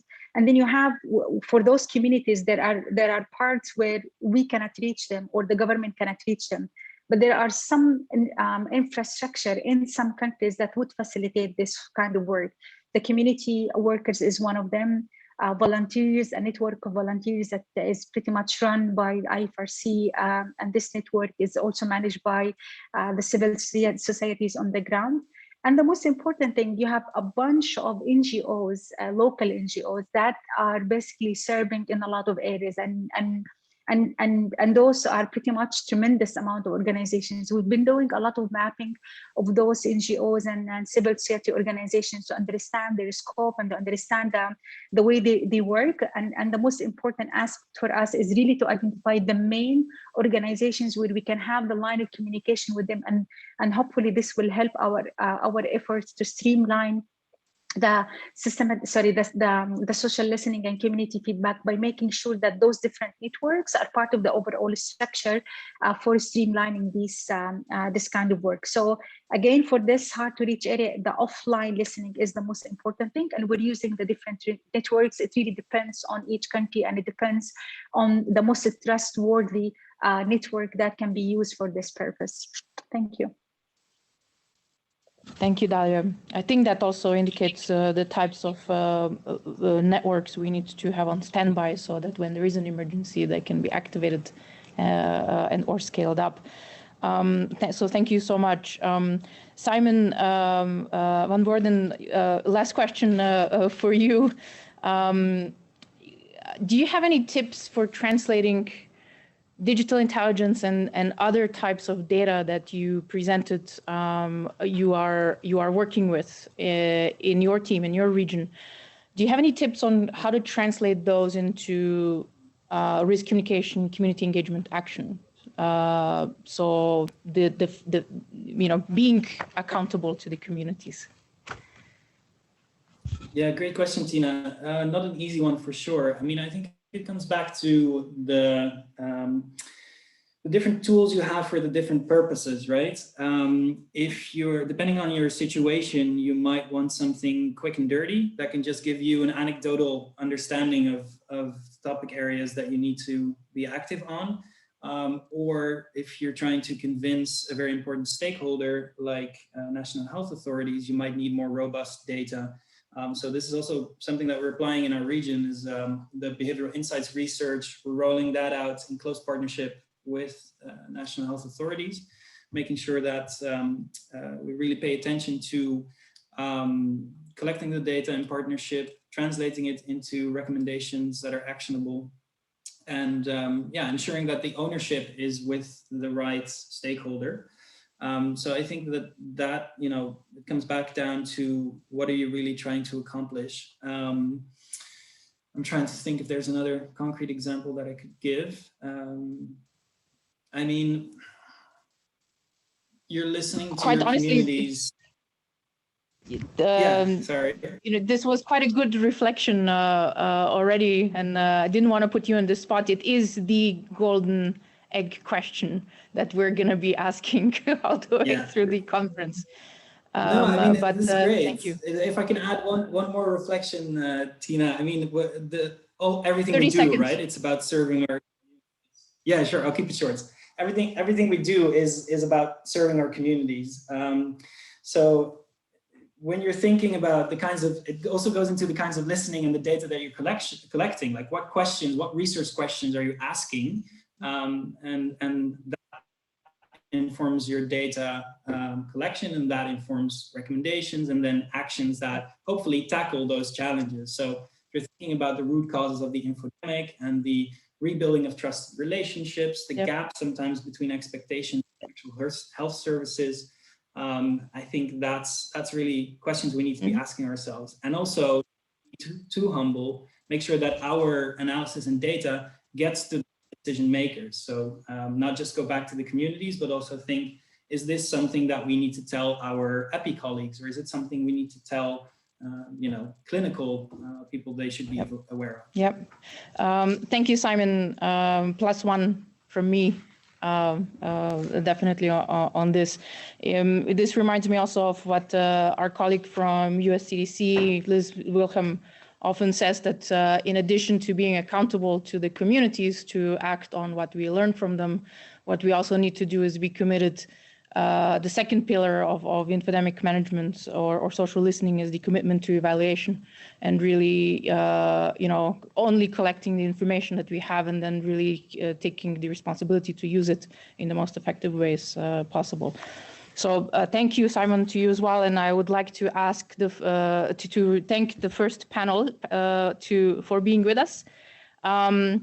And we will move over to the next one. So in the meantime, I would invite and remind everyone to please definitely stretch your legs as you're listening to us. Get up off of your chair. But please do come back and add more questions to the next set of panelists. We have 4 talks. And in interest of time, again, I would like to ask each of the speakers to really stick to 10 minutes so that we do have the ability to then discuss with you. And I would encourage you also, please do interact in the Q&A section of Zoom to also answer in writing any of the questions. So I would like to then move to the first speaker in the second set. Isabel Sahinovic from the Global Vaccine Safety Group at WHO Geneva will be speaking about how to leverage technologies to inform vaccine safety. I see the presentation already online, and Isabel, over to you. Thank you, Tina, and good morning, good afternoon, and good evening, colleagues. So my name is Isabel Sahinovic, and I work in the pharmacovigilance team at WHO headquarters, and I also manage the Vaccine Safety Net, which is better known as the VSN. Quickly, just to tell you about the VSN, the VSN is a worldwide network of websites verified by WHO that provide reliable information on vaccine safety. The project was initiated in 2003 to counterbalance groups using the internet to question the utility of vaccination and offset websites providing misleading and alarming information on the safety of vaccines. The VSN has 2 main goals. One is to facilitate the access to reliable and science-based information on vaccine safety for internet users, regardless of their geographic locations, cultural background, language, and health literacy. The second one is to collaborate not only within the network, but also as a network with other similar initiatives. One such a collaboration is the Web Analytic project, which allowed the VSN members to have access to Pulsar, a UK-based audience intelligence and social listening platform to monitor the performance of their online content to inform and tailor their vaccine safety information and communication intervention. With no further ado, we will be listening to Claudia Day, VSN Pulsar focal point, who will present a case study on how insights from the platform are used for the benefit of the VSN members. She will use the example of tackling COVID-19 misinformation in Brazil. Over to you. Good afternoon, everyone. I'm Claudia Day, and I work at Pulsar Platform. Pulsar Platform is an audience intelligence and social listening platform, and we look at segmenting conversations and audiences online. Today, what I'm going to focus on is looking at the conversation around vaccines. We've set up this this query to look at global conversation, but today I'm just going to focus on Brazil specifically. This is to exemplify how we can segment different conversations by market in order to inform comm strategies for different organizations in those different markets. We are just focusing here on the last month, but obviously that can be extended depending on the time period of interest. To be able to understand this conversation, obviously it's key to see what levels of conversation there are. So in Brazil, we can see here that the conversation is fairly consistent, and also that there's a high level of engagement on this conversation within Brazil. In terms of the most engaged with content here. We're looking at the posts by highest impressions. So these are the pieces of content that are sort of resonating and getting in front of as many people as possible. And you've got here some blog content coming through, some Twitter content and some news content as well. So you can see here already some themes coming through in terms of the different vaccines that people are discussing. So we've got AstraZeneca coming through here, we've got China, and we've got Johnson & Johnson. It's also key to understand for those comm strategies, what are the most used hashtags? And this can be looked at by keywords and topics as well, to identify and inform what you should be using within your copy, to get your posts and your content in front of the right people.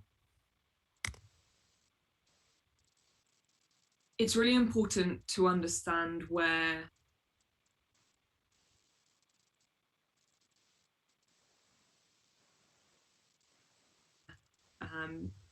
this audience are getting their information from. And you can see that from the links and articles that they're sharing online.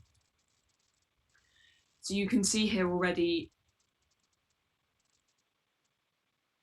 immediately that the audience within Brazil are actually very much looking at the international conversation, the global conversation around vaccines.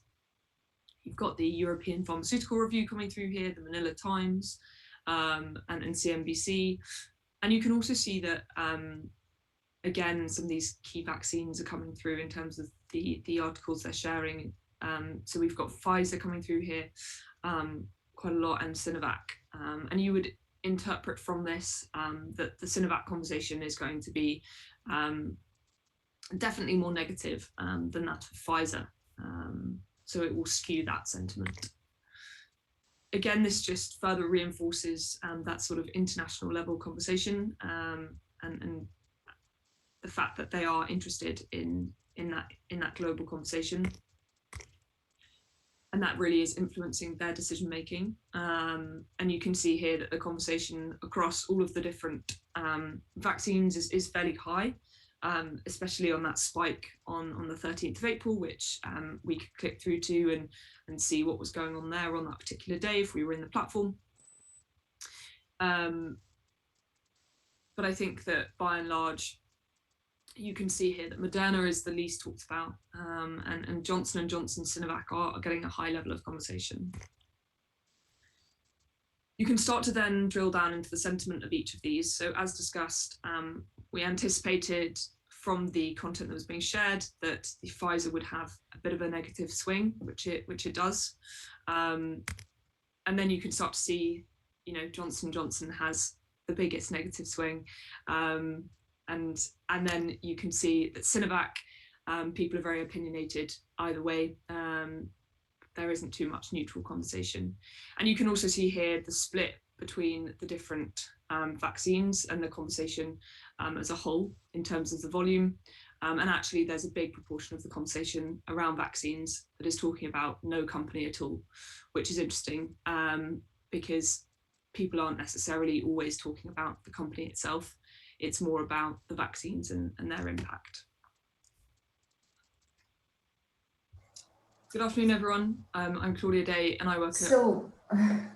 Thank you, Brian.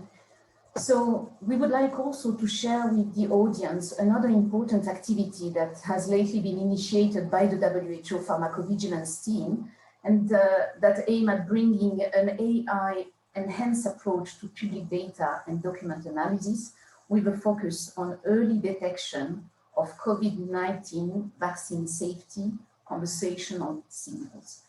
Carla Berrer, professor at the École Polytechnique Fédérale de Lausanne in Switzerland and CEO of Linkelong, will explain the advanced natural language processing algorithm the platform adopts to understand the context of a given conversation so we can easily classify them to spot emerging trends and information signals related to COVID-19 vaccine safety.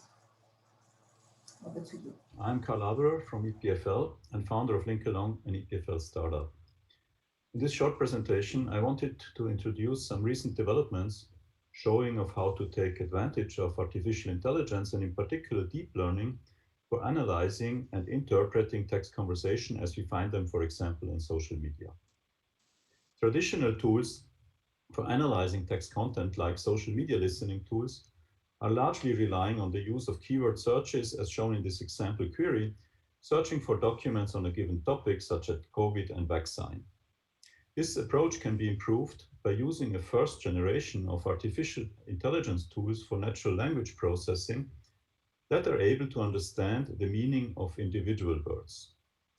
Using those, it is possible to automatically infer which words have a similar meaning, like vaccine is similar to jab, shot, and so on, or that certain hashtags like China virus carry a meaning that is related to COVID. Using these tools, it becomes possible, therefore, to increase the number of documents retrieved for a topic. More recently, a second generation of AI tools have become available. They are based on so-called deep transformer networks, the same technique used in language translation. Those tools have the ability to understand the meaning of sentences, and this has important consequences on what type of analysis we can perform. Let me illustrate this point by means of an example. Assume you're searching for reports on fatal cases occurring after COVID vaccination. Using a traditional topical search for COVID and vaccination together with the search for the disease of person will produce two kinds of results. Reports on fatal cases that we are interested in, as illustrated on the left, and other documents mentioning vaccination and the disease of persons for various reasons. Using a keyword-based approach, these two types of documents are indistinguishable. Using deep transformer networks, we can capture the sense of these documents and correctly classify them into genuine reports on fatal cases that we are interested in and other relevant documents. Thus, we can select the relevant topical documents. What is the benefit? We tested this concretely with our Peak platform, where we have implemented the technique described. We find that we currently spot about 300 posts per day on Twitter on the topic on COVID and vaccination that are mentioning also the disease of a person. After applying our sense filtering, we find that less than 10% of them are relevant reports.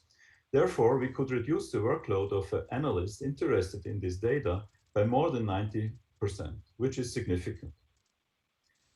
So this brings me to the end. I'm happy to answer any questions in the following Q&A session. Thank you, Carl. So by leveraging the use of such techniques, WHO hope to share such insight to inform online vaccine safety communication interventions. It is also aimed at providing latest scientific information on COVID-19 vaccine safety by sharing them with the VSN and timely disseminate such information via channels such as the WHO Facebook Messenger Health Bot or on Wikipedia, for example. So that is from our side. Tina, thank you very much. Thank you, Isabel, for bringing these two examples forward. As everyone's guessed, this session is on really using approaches in computational data science and how they can, help us cope with this abundance of information and help us inform insight. So it's really also great to see how the VSN is leveraging this to empower and inform all of your members. I'd like to move to the next speaker, Joseph Elliott Bullock. He's a data scientist at the United Nations Secretary General's Innovation Initiative on big data and emerging technologies. And Joseph and his team have been working on very interesting application of computational data, social science, data science for, I would say, offline social listening. Joseph, over to you. Welcome. Thank you very much. Can you hear me and see my slides? Okay. Everything okay? Yes. Wonderful, thank you. And thank you for the WHO for hosting this event and for inviting us to give a talk. I'm just going to keep my camera off for the presentation because my internet was a bit unstable this morning, but I will risk turning it on for the Q&A afterwards. So I'm going to talk a bit about a project that we've had that's ongoing with WHO, with the Infodemics team, on using radio listening for social listening, public health in Africa. And I'm going to talk a bit about our approach and then briefly mention some of our initial findings as well. So as you just heard, a brief introduction to Global Pulse for those who are not familiar. As was mentioned, we're an innovation initiative of the UN Secretary General. We use research and innovation for sustainable development and humanitarian action. And we do this across a lab network. We have 4 labs, one in New York, one in Kampala, a lab in Jakarta, and a lab in Helsinki. And these labs serve as a space for joint experimentation. We work with UN entities at all levels, headquarters down to country office level, with academia, public and private sectors, and with civil society as well. And actually this project is a cross-lab network effort, starting with a project in Kampala, building on some knowledge from other labs in Jakarta, for example. And this project is also particularly working with colleagues from Helsinki and from New York as well. So jumping right into it, why radio? Radio has a very high number of stations around the world of broadcasting radio. So there's about 44,000 radio stations in the world, according to UNESCO a few years ago. And the coverage is also very high. So around 75% of households in developing nations were estimated to have a radio set which they listen to and use to get some of their news and share opinions as well. So radio is quite different to many of the other channels that are being monitored in social listening. It can give more context than things like Twitter might give, and also is an interesting platform for understanding how opinions are shared, particularly in some more low resource settings. It's also a largely untapped resource for analysis and can be used for uncovering a range of different insights, and can be used in things like early warning systems for monitoring opinions and monitoring systems, as well as for evaluations, for example, for different projects and ongoing situations as well. So we have been working with WHO and other colleagues to develop a radio listening pipeline. The pipeline has multiple stages, and I'll just run you through some of them briefly. So we start with an ingestion module. I hope you can see my mouse. An ingestion module, which is used for listening to the radio stations. We usually listen to online radio stations, but we can also listen to radio stations that are actually being broadcast over the airways that don't have an online presence. We then run this through a speech-to-text model. So we use machine learning models to transcribe the audio from the radio into text that can be analyzed. We also run it through a series of filters to remove things like music and also for various privacy-preserving filters as well that have been developed. And then this goes into analytics module. So here we perform various analytics on the data that we're getting. So referring back to some of the previous talks on some of these NLP techniques, we're also leveraging some quite similar techniques to understand what's being talked about, how things are being talked about, and what are the opinions that are being shared on the radio. And then the analytics goes into a custom visual web tool that we're developing, which will allow decision makers and policymakers to interact with this kind of data and understand and perform some of this analysis themselves so that they can better answer some of the questions that they're asking. We're also looking at how to take this audio and text that we've got, as well as the metadata from the analytics that we're performing, and feed this into existing platforms, such as those at WHO, like the AI-powered early warning system, the EARS platform that has been mentioned, as well as, I'm sure many of you are familiar with EIOS as well, the open source Infodemic intelligence system at WHO. So just to quickly run through some of these components in more detail. So the first is this ingestion stage. So we listen to mainly online radio stations. We take audio recordings of about 5-minute segments. We apply these filters, as I mentioned, to remove unnecessary content. And then we store the recordings and the metadata associated with them. So we know, given a 5-minute segment, where this was broadcast from, what city, what country, the date and the time.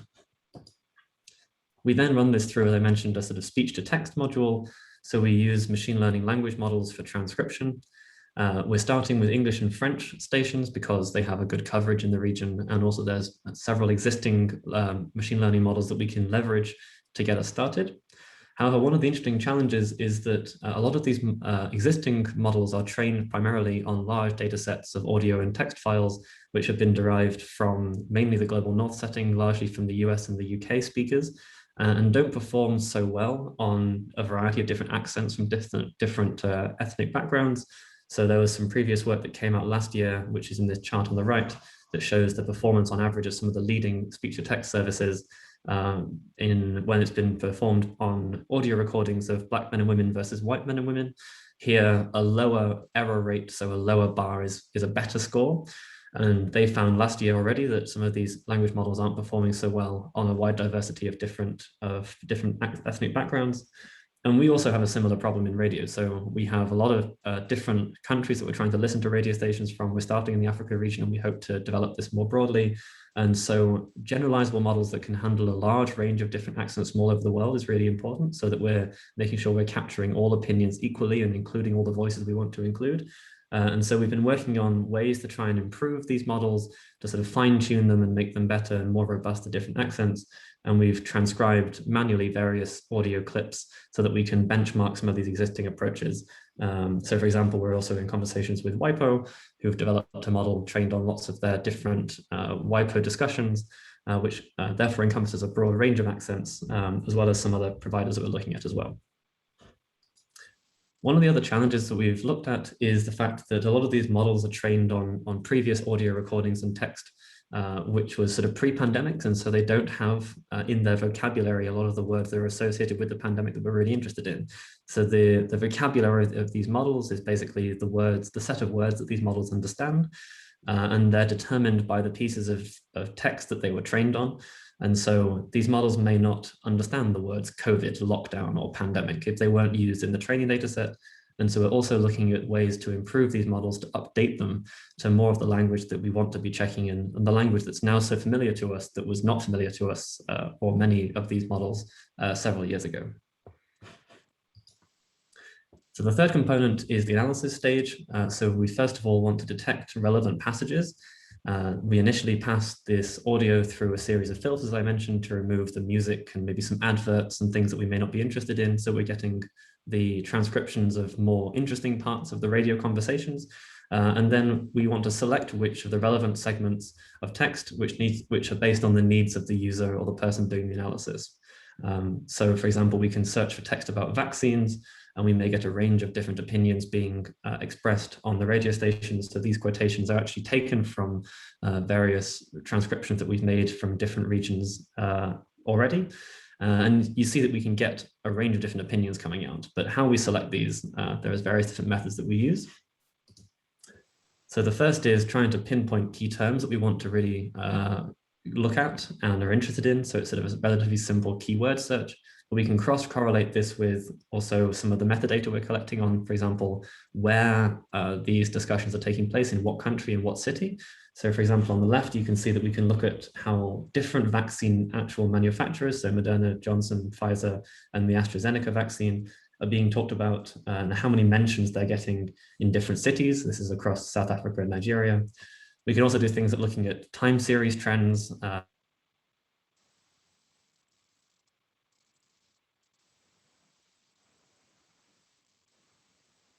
around March in South Africa and Nigeria, sort of around the same time as the EU countries halted their vaccine relative to AstraZeneca because of the blood clot worries, that we also see a strong correlation between the uses of the word clot and AstraZeneca in these regions. So these are kind of things we're using as validation stages at the moment rather than brand new insights, but this gives you an idea of some of the analysis that we're performing and that we can perform. Another more detailed analysis method we're using is topic modeling, which was kind of alluded to in some of the previous talks as well, which is basically a way of clustering discussions around similar topics depending on common linguistic patterns. So again, this is using sort of machine learning based approaches. And this is an example of looking at text that was taken from call-ins. So when people call into radio stations to discuss current issues, it's a really useful source of information. And we're currently working on ways to automatically detect call-ins rather than just scanning over all radio stations. Can we actually find out when a call-in is happening so that we can capture that opinion? And this gives you an example of some of the conversations that are happening in some call-ins in South Africa. You see the first cluster talking about things like vaccine rollout of AstraZeneca vaccine. These are the sort of top 5 words associated with this topic. Topic 3 might be looking at the Johnson & Johnson vaccine in South Africa and how the government is responding to this vaccine rollout. And then the second topic might be a topic around the efficacies of these vaccines in the trials. And then once we know these high-level topics, we can dive into them in more detail and really explore some of these opinions and the ways in which they're being talked about in more detail as a sort of deeper level analysis, which I won't go into in detail here, but this is the kind of pipeline for analysis that we're developing to allow decision makers to really understand these topics in more detail.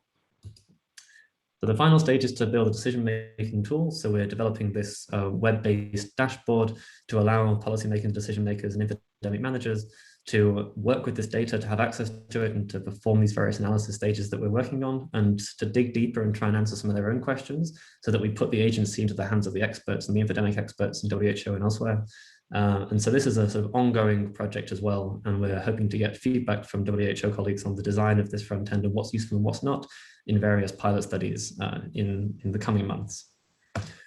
So all of this project has been using our sort of project innovation cycle of Global Pulse. So we started with various pilot projects in our lab in Kampala back in 2016, 2017, where this radio listening project— 9 minutes. Thank you. And then we go through a series of evaluation and user-centered design processes with our various colleagues in WHO to try and work out what is useful to people and what's not so useful, what analysis they're really looking for, what really helps them uncover the insights. So we're really trying to draw on the expertise that different colleagues are bringing from the technical side, as well as expertise from the actual infodemic management side, to make sure we're answering the right kind of questions and providing useful resources and tools to the teams who are trying to answer these questions and make policy decisions based on them. I will stop there, and thank you very much. Thank you very much, Joseph, for this presentation and basically also practically, getting us through or walking us through the practical steps of what a project like this takes to implement. I feel that actually also the UN Global Pulse pilot projects on radio listening that you had done really are a step to develop new data source and new insights for social listening that will really add to our ability to listen to communities and then also to respond better. And I think this was a good talk for the uninitiated data scientists to also look at the importance of how much work it goes into validation and narrative tracking and things like these. So I look forward to the questions in the chat. Chris, I understand that there's some fresh off the press news, maybe 30 seconds before we go to the next speaker.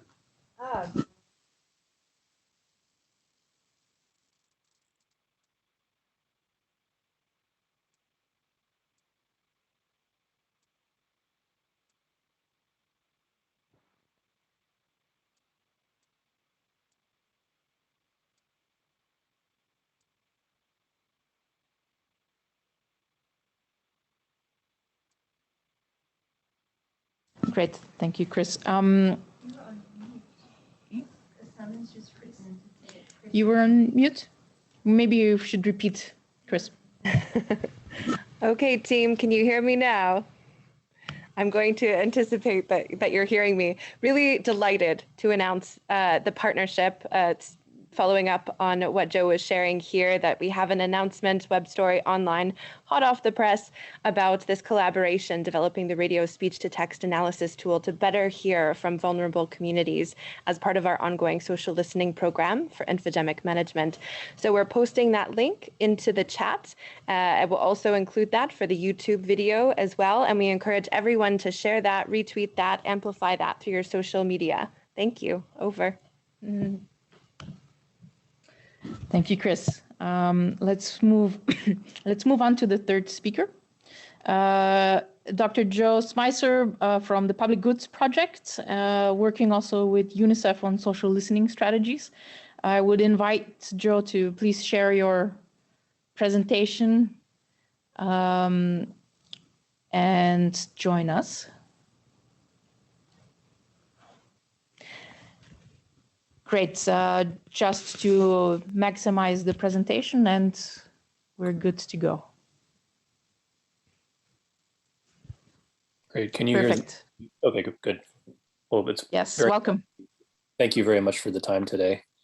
I'm just going to walk the group here today through a program run by UNICEF in partnership with Yale and the organization that I run, the Public Good Projects, or PGP. We most often just go by PGP. And to start with, don't worry, I am not going to be showing you a dashboard today. I love dashboards, but I know that we all have seen many of them. So I'm going to be explaining the work that goes on in what's called the Vaccination Demand Observatory. But I won't. This won't be a walkthrough of any particular dashboard. The Vaccination Demand Observatory was just launched a week ago. UNICEF made the official announcement a few days ago, so you may have seen it in the press. And so my goal today is to introduce you to this global system, and then to answer any questions that the group may have about it. But as you can see, it's a multi-stakeholder initiative, and its goal is to identify, track, and respond to vaccine hesitancy and misinformation in real time. It's a sustainable global network of infodemiologists. I know many of the attendees here today are very interested in infodemiology. I myself was one of the trainers for WHO's Infodemic Manager training. And just finished training a group at Mercy Corps. So I know a lot of organizations all around the world are attempting to train up infodemiologists. And this is a merger of equitable social listening systems with many partners. And the goal is to inform demand generation for vaccines, help manage misinformation in the infodemic, and mitigate vaccine hesitancy and new vaccine introduction. As I said, the partners are UNICEF. For those of you unfamiliar with the work UNICEF has done in immunizations, prior to this pandemic, it was the world's largest purchaser of vaccines. It currently manages immunization programs in over 100 countries. So it is a very nice complement to WHO. UNICEF has offices in each country and a very large number of staff based in the field. They are headquartered in New York City, but 85% of their staff are actually in communities. My organization, PGP, is a public health nonprofit, and we specialize in cross-sector initiatives and large-scale media monitoring programs. And then, of course, Yale's Institute for Global Health is a specialist in research, monitoring, and evaluation, and has a team focused on vaccine demand led by Dr. Saad Omer.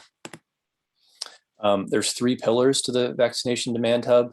So as I mentioned, there's social listening and analytics, which is really a customizable portfolio of different systems all meant to work together.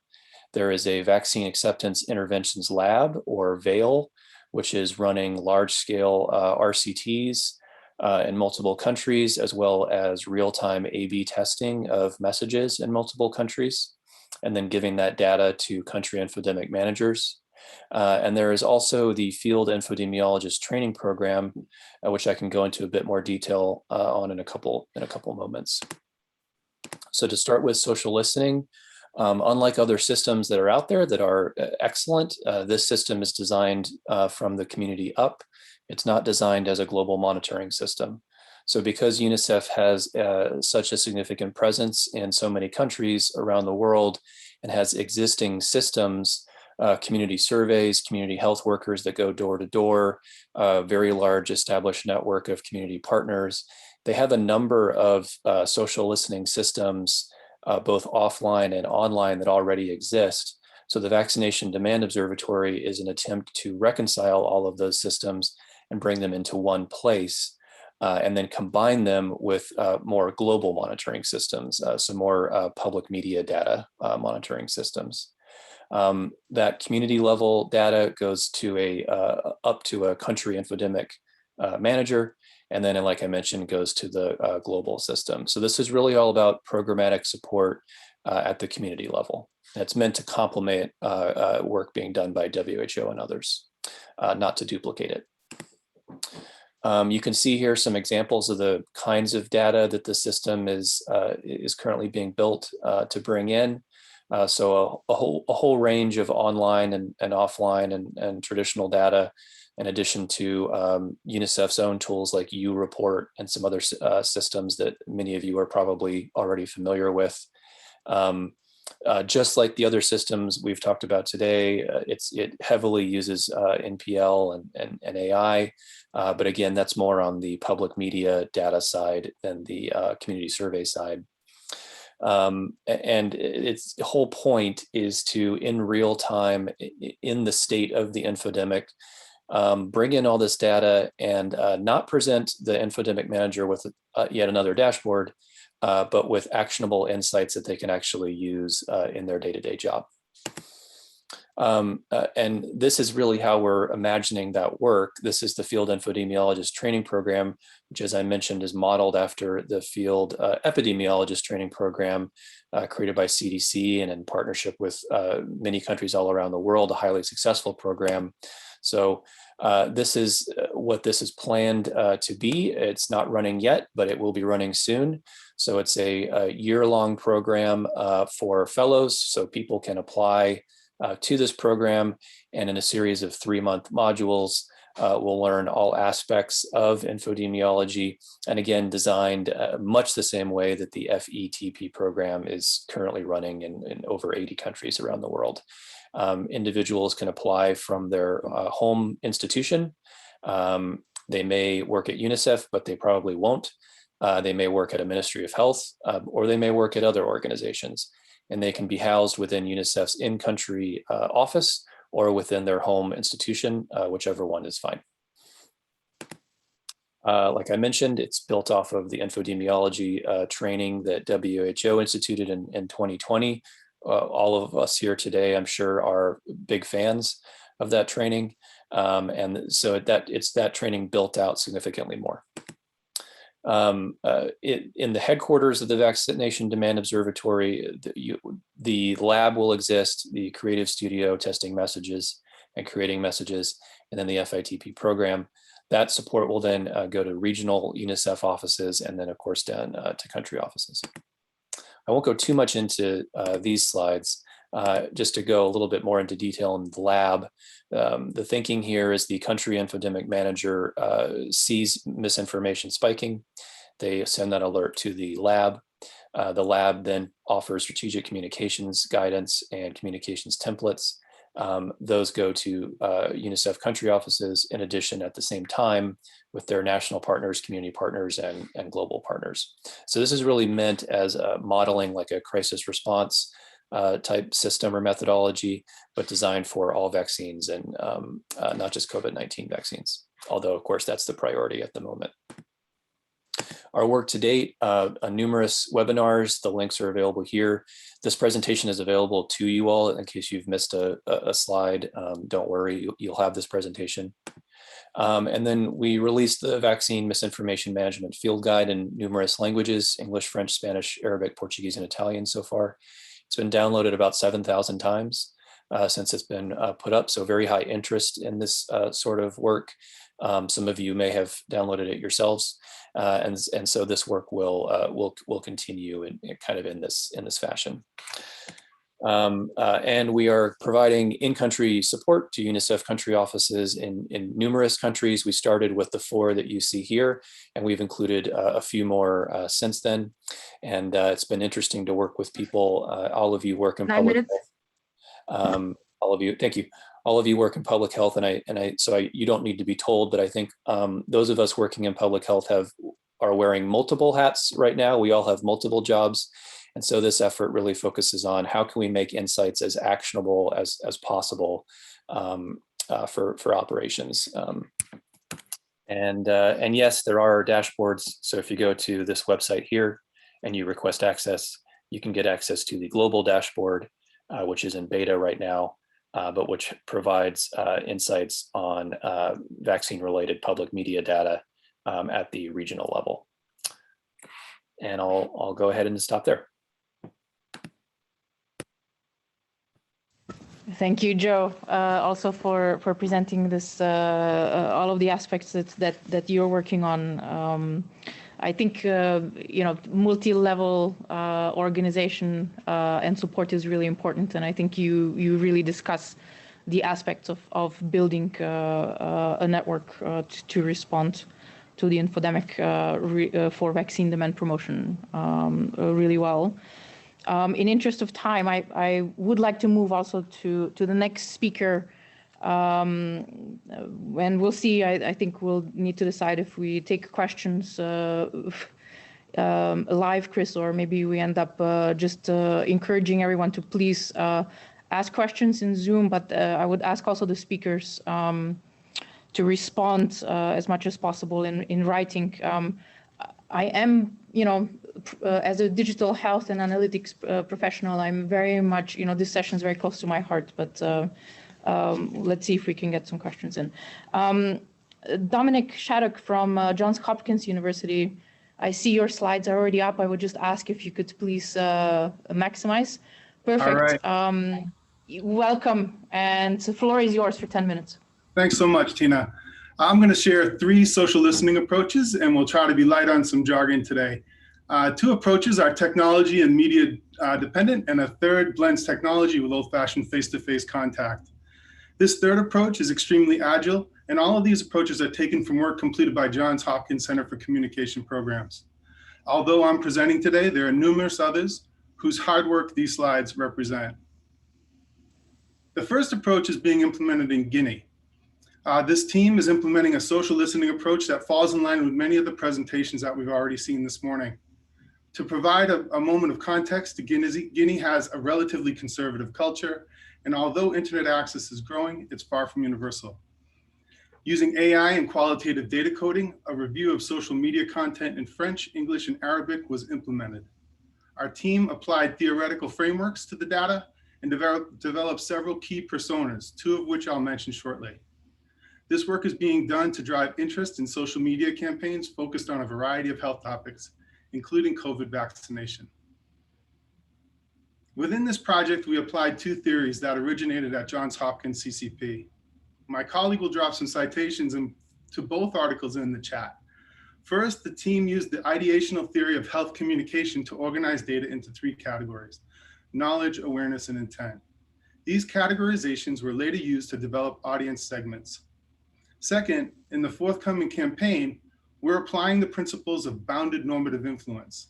This approach focuses on the role of minority communities to impact majority opinion through location, frequency, and persuasiveness of messaging. The work revealed 3 general findings. 1 is the distrust of politicians and government intervention. 2, the lack of accurate health information.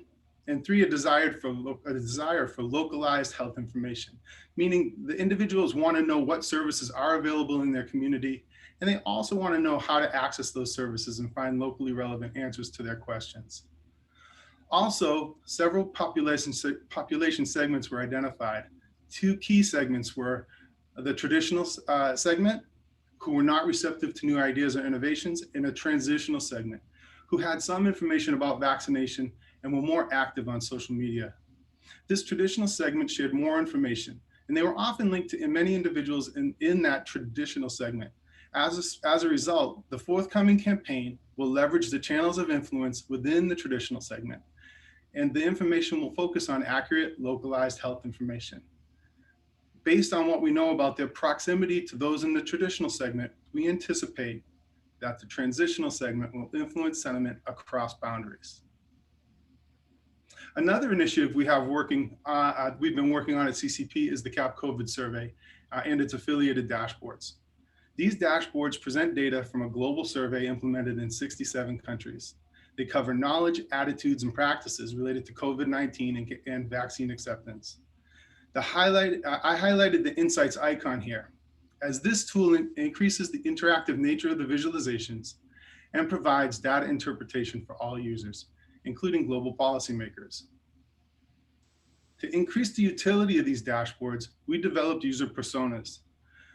Our aim was to tie each dashboard view to programmatic goals for 3 stakeholder groups: policymakers, public health officials, and WHO representatives.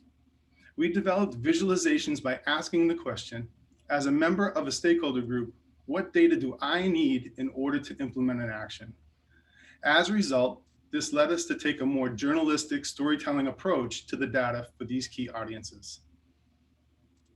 RCCEs, or Risk Communication and Community Engagement Committees, are the coordinating bodies in many countries. They provide directions for COVID-19 prevention and intervention strategies. I've listed a few countries where our data have been featured in the RCCE meetings. There are others as well. Sharing these data is critical in many low and middle income countries because they often don't have the luxury of private research firms collecting national level data. The CAP COVID data has been featured in the global guidance documentation for the RCCEs. And just to show how these data trickle into national policy, it was through our Indonesian country team's work with the RCCEs and other stakeholders that the CAP COVID data is featured in the Indonesian National Vaccine Communication Strategy. Social listening doesn't always have to be social media based. This next example uses more traditional communication channels and is implemented in several locations. Community listening, also referred to as rumor tracking, is being implemented by Breakthrough Action in several countries. It's important to note that although social media opens up access to millions of people, there are many people who are left out due to the digital divide. As we know, having a handle on rumors in communities is important because rumors will negatively impact demand for care and treatment. It'll damage relationships between communities and their health services. It'll enhance divisions between groups of people. And rumors that are unaddressed feed into conspiracy theories. On the flip side, what is equally as important as tracking rumors is the facilitation of dialogue and participatory planning. This line of communication must remain open, whether it's a pandemic or not. Doing so fosters trust, facilitates early reporting, and increases confidence in public health information. This slide presents one version of a community listening or rumor tracking process that we are implementing. First, community focal points are trained to identify and submit rumors via WhatsApp. National hotline workers are trained to input rumors from callers and WhatsApp messages into a DHIS2 database. Data managers analyze and synthesize data. Periodic briefs that include social behavior change recommendations are presented to the RCCE committees. And the RCCE technical working group develops messages to rapidly address the rumors. This example uses WhatsApp, hotlines, DHIS2 databases, and technology like qualitative coding. There are dozens of ways to configure this work. Locally, you should use tools that work best for the team you have. And I'll finish up with 4 summary points in conclusion. So first, social media provides key insights, but it can miss the voice of communities that are often hardest to reach. Second, data should be presented in ways that consider your users' interests and goals. Third, integrate analyses that provide meaningful audience segmentation. And fourth, develop social community listening tools that are locally appropriate. Thanks for listening today. I hope you've got some of those links in the chat, and back to you, Tina. Thank you, Dominic. I really appreciate that you took the short time to actually present 3 different approaches. And to me, at least, the takeaway from your presentation is also that really the integrated social listening and really looking at different methods that are most appropriate for what you need to research or listen to is really, really important. I also really appreciate that you highlighted the aspects of knowledge, attitudes, but also intent. And I think we really need to be looking more into the intent and what translates intent into action in people when we listen. So thank you very much. So I would suggest that we skip the Q&A session, try to go to the next three speakers. And then as much as possible, we'll prepare really short rapid fire questions at the end before we go to the keynote address. So I'd like to move to the last three speakers. The first speaker is actually, I understand, the recording. So I think Avijal is probably lining that up. So Avijal, whenever you're ready, please line up the video. Myung Cha from Institute of Basic Science and her reflection for us today. Go ahead. It is my pleasure to present our work at this conference. I'm a computer scientist from South Korea. Korea, being one of the first countries affected by COVID-19, we were in a unique position to observe the birth and spread of many misinformation rumors. Here are some of the popular rumors that you have seen about COVID-19. Drinking alcohol can kill the virus in the body, or eating garlic ginger can help prevent the infection. You can find these rumors in virtually every language possible.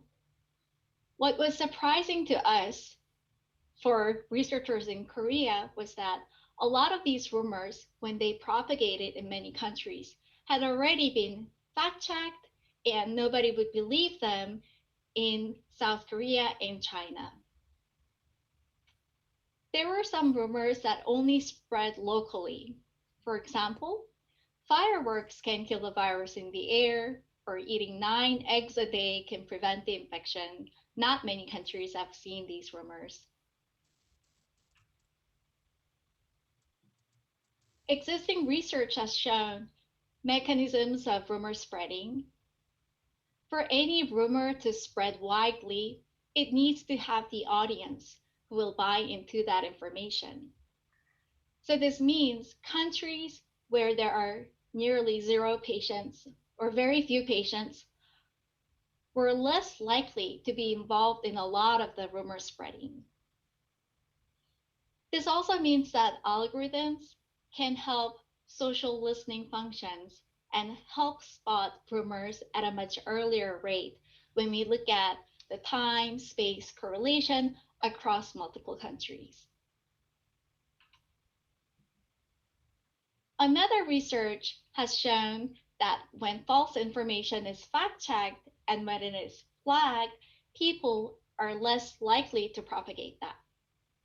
So the picture here shows propagation tree of a Facebook single post, and red dots appear when somebody writes on the comment, this information had been fact-checked and it is false. You see less tendency for that spreading to happen after the red dot. Yet we do know repeated flagging is so critical because many people simply do not know whether this information had been fact-checked before. So taking insights from previous research, we came up with the idea that maybe it might be useful to find already fact-checked information from one country and translate and propagate that to another country.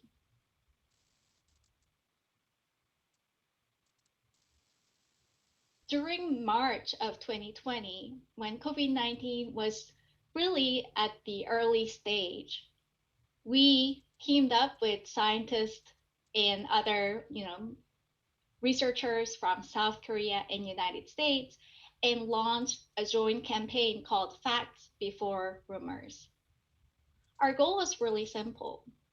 We wanted to collect fact-checked information, fact-checked by the local CDCs in China and South Korea, because we already had so many different rumors by the time, and translate them into as many languages as possible, create easy to understand, beautiful infographic, and spread them before rumors even start to propagate in many other countries. Our campaign was received well.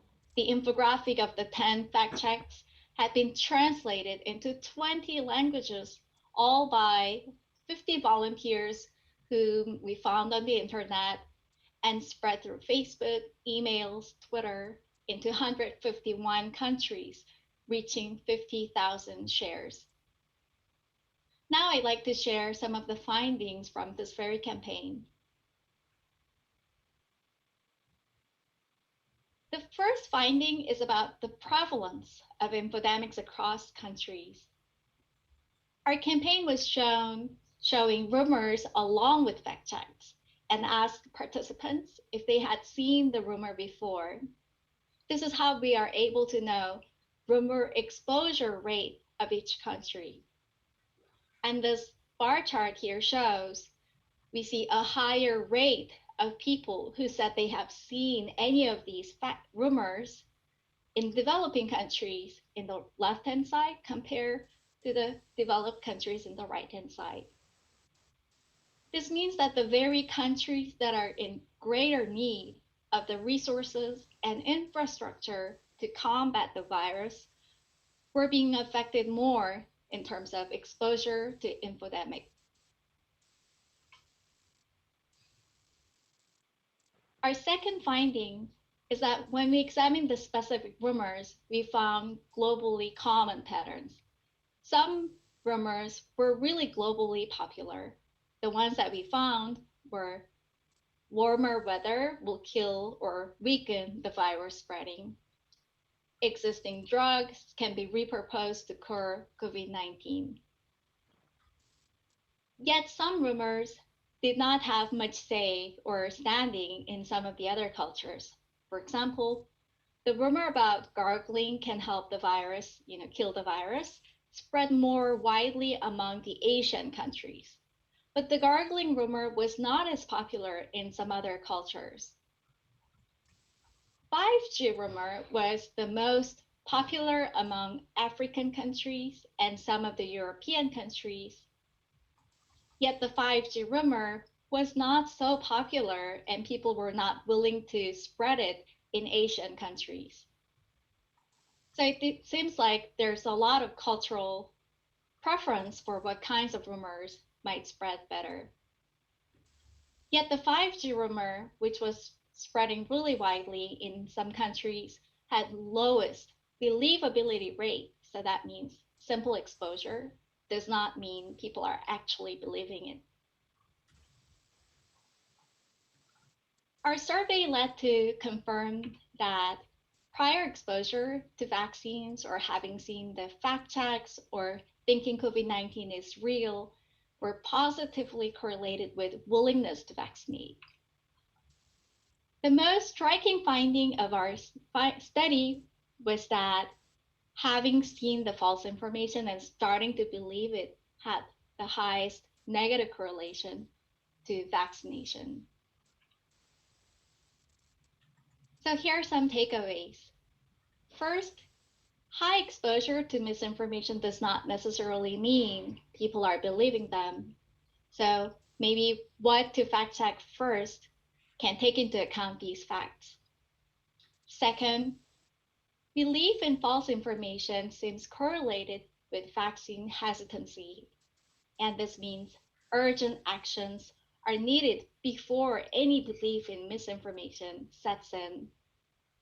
Finally, detecting false news is not enough.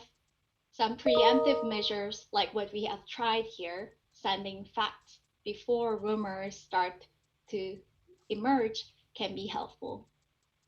Thank you very much. I look forward to receiving your feedback.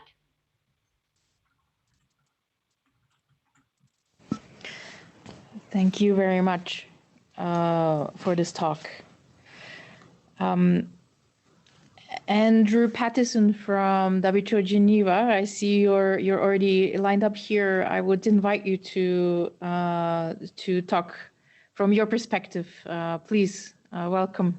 Do you have a presentation? Yes, I do, and I'm just about to share it now. Pleasure to see you again, Tina. Likewise. Thank you for the invitation Great. to be here today. Please just maximize, and I think we're ready to go. Perfect. Is that okay? Go ahead. Yes. Okay. Hi there. So I'm Andy Patterson. I'm lead of the digital channels at World Health Organization here in Geneva. And today I'm going to talk to you about two projects. My colleague and I, Javier, are going to talk to you about two projects. The goal of the team is to get more health messages into more people's lives through more channels. And what we try to do is get into people's digital journeys rather than try to drag them into our digital channels. So we try to get into the 4 or 5 apps that you use on a daily basis on your phone, whatever they are. The way we do that is to focus on 3 pillars of work. Firstly, we raise good content. It's been said before by other panel members today that one of the ways to fight misinformation is to throw out a lot of good quality content. The second pillar of our work is to fight misinformation. And what we will do there is we will fight individual posts that contain misinformation. We will follow repeat offenders and try and get them off channels. We will actually look at entire channels themselves, and we will work with the policy teams in social media companies to improve their policies so that they can police their own content. The third panel is user insights, which is what we're talking about today, and the launching of new channels and tools based on those insights. So I'm going to talk to you about Google pro bono ads that we've received and how we listen to what's going on there to maximize the return on our work in that space. And then Javier will talk about Facebook Messenger. So Google Ads, adverts which are placed across Google Search and a lot of their inventory, help us identify content and allow us to place them. So Google have given us about $150 million worth of ads, and every month we burn through our allocation and they give us a little bit more. So it's a really good project. What we'll do is every Tuesday, so in a few hours, I'll be sitting down with the Google Ads team, and we'll be looking at the trends about misinformation and the search trends which we see around the world. We will then identify quality content on the World Health Organization website, or if we can't, on Ministries of Health website, and push these adverts out to the users looking for that type of content. So what we're really interested in is listening to what's happening, and if that content exists, serving that content when people are searching for it based on the volume or the breakout trends, so the ones which are coming up in popularity, as well as the ones which have big volume. And if they don't exist, we work with our scientists to try to generate content to cater for these. And I'm going to give you 2 quick examples. I'm going to give you an example of what we saw happening in Latin America and Peru about a type of hydroxychloroquine that people were starting to search about. So we saw this breakout term. The team told us that it was a breakout term that was happening in these areas. We were able to identify it was a chlorine, a type of hydroxychloroquine. We were able to find where the rumor had started by checking out news. And when we looked in some countries, especially Peru, there was a huge number of and a huge volume of people searching for this as a treatment for COVID-19. So immediately within 24 hours, we were able to raise these adverts and display them to people who were taking those search results. So imagine the people making those search results are looking for search engine optimization results. Those will come at the top of the list. What ads allows us to do is to go at the top of that, right on the top of that list. Another example we saw was people heard about mass gatherings, the Olympic Games being cancelled, the football championships being cancelled, football matches being cancelled. So they understood large mass gatherings, but there was a lot of questions early last year with regards to small mass gatherings, we're calling them. So weddings, parties, and things like that. We were able to work with our scientists at the World Health Organization and put out content specific to those audiences and then serve adverts to those people. So what does this mean, actually? So far, the project has had more than 1 billion impressions. Sorry, there's a typo in my slide there. It's 1 billion impressions. And that's a lot of people, when you think about it, have seen our content. What does it mean on a daily basis? It means about 400,000 people per day, every single day, are being driven to our website. So that's it for Google Ads. I'm now going to hand over to my colleague, Javier. Javier, are you online? Yes, hi there. Hi, thanks, Andy. So, hi, my name is Javier Elkin. I'm a technical officer in the Digital Health Innovation Department, and I'm talking to you today about the chatbot on our Facebook Messenger channel. So that you can see here on the left, it is animating right now. It should be animating on your screens right now. And the chatbot on Facebook is a tool that allows us to disseminate key information from WHO and went live in April 2020. So it's been around for the whole of the pandemic. It allows users to also sign up for daily alerts and subscribe to localized information from their country. And it can also show images, as can be seen here. And it is conversational in nature, which means that users can ask any sort of questions to WHO, and we include answers. So how do we use this for the infodemic management piece at WHO? Well, as you can see, users can ask all sorts of questions, but sometimes they may ask a question which we don't actually have an answer to, and this generates a fallback. And so what happens then is that, next please, we work with our technology partner, Sprinkler, who's developing this chatbot, to compile monthly reports based on artificial intelligence. They go through the 11 million or so messages that we receive and give us the top questions as different themes that we then look into. So the following step is to then assess the question relevance for WHO, because it may be asking things that are not relevant, but there are questions that we could answer that are maybe available on our website, or that we have the technical knowledge within WHO to answer these questions. And so we then communicate with the risk communications teams, and we propose some content that may be available on the website, or say, these are the key questions. Can you please query technical teams across WHO to provide an official answer? Then we receive the official answers that are WHO-approved responses, and then the official responses are then integrated within the chatbot, and we train the algorithm on these new expressions, and we send a notification text. So there's one more, please.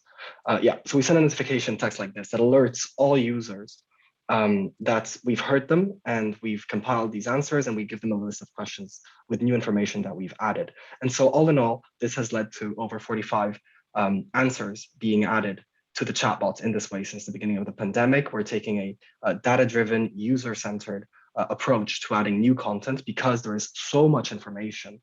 We really cater to the community that is on this channel in this way, and provide answers to questions that are actually being asked, and not just answers that we could be answering, because we all know WHO has a lot of knowledge base. Thank you.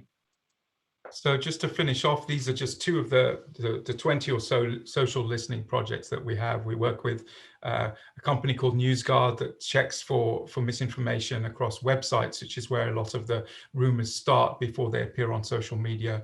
And we have fact checkers who are looking also in so-called journalists' websites for those kind of content before it comes out. And happy to answer any questions at the end of the session. Thank you so much. Back to you, Tina.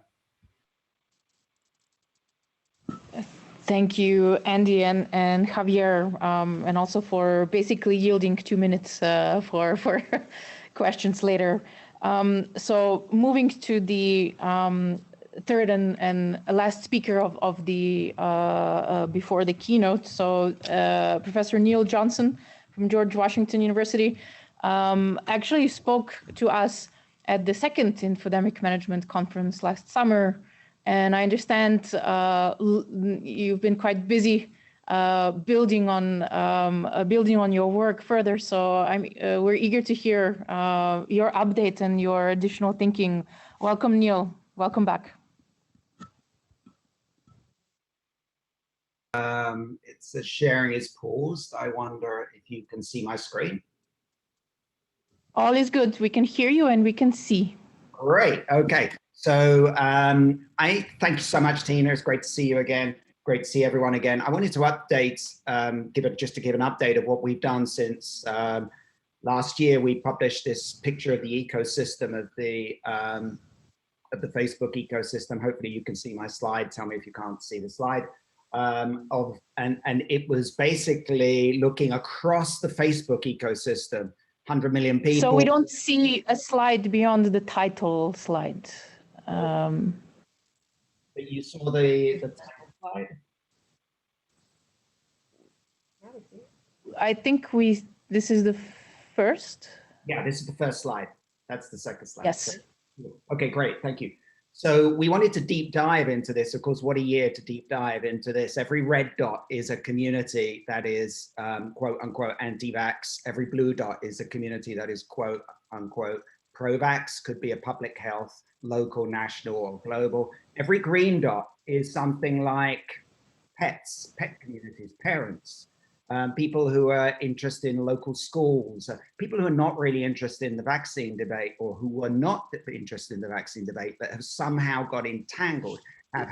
Sorry, Neil, I think we may need to just unzoom and just look at your slides, because we still see just the start, but we don't see the network map. Come out of presentation mode. Yeah, maybe you need to just come out of presentation mode and just present in a less pretty way. There we go. Perfect. Now we see. Great. Okay, great. I'm so sorry about that. And the greens are communities of pet lovers, parents, school associations, everything you can imagine, other than worrying about attacking vaccines, attacking public health messaging. That's what we had last year. And so the question is, well, what happened during 2020 and what is happening now? So that's what I want to share with you. One of the things, since we take this system level view of the entire ecosystem, we can answer questions that maybe other approaches cannot. And I just want to take you through the 5 things that we can answer here in my 8 minutes left. Number one is, it's really interesting to see during this year where moderators have actually missed communities. I mean, which segments are missing from having CDC messaging, et cetera, et cetera. And so it's very interesting that if we look in, we zoom in on that entire ecosystem. Basically, Facebook has done the equivalent of throwing kind of arrows, shooting arrows, throwing darts at the center of this universe. And what it's missed is these entire sets of communities, of which are, you're looking at ones, the dark ones are ones that have been targeted. The lighter ones, which are all the greens and most of the blues and many of the reds, are ones that have not. So they have not received targeted messaging, CDC messaging, et cetera, et cetera. And there are entire communities of communities that have are focused towards, for example, parenting or illnesses, et cetera. Just move that around there, that have been missed. So I want to zoom in on that for the moment. First of all, what is the shift in that entire ecosystem during this year? Well, last year, just as COVID was hitting in December, this is what that looked like. And on the bottom right, I haven't got time to go through it, it's all the segments, all the individual audience segments of the individual undecided, in other words, the kind of the communities that are embroiled with anti-vax, but are really not saying they're anti-vax. They break down into all sorts of categories: movements, illnesses, parents, conspiracies related to chemtrails, et cetera, et cetera. This is where they're situated. And if I flip to the end of 2020, and if I do this quickly enough and you can see it, just about see it on the screen, you can see that this thing has actually kind of tightened up. This entire ecosystem has tightened up. And so the question is, well, what does that mean in terms of how messages have passed across the ecosystem? And what are the key communities holding this thing together? What's the glue? What are the communities that are gluing together the local, national, global, 100 million people that are embroiled in the vaccine debate and COVID misinformation? On this slide, I show how as the community, as this ecosystem became more, just get this thing running, as this ecosystem became more tighter, it bound together, it's almost like a chemical bond. It enabled misinformation to spread, also positive information, but here you're looking at misinformation about COVID spreading throughout the early weeks. This is a week by week judgment analysis. This is why it's so hard to get answers as to, does false information spread differently from true information? Which spreads more quickly and what can it's all sorts of answers. The details here, we could talk a couple of hours just about these slides.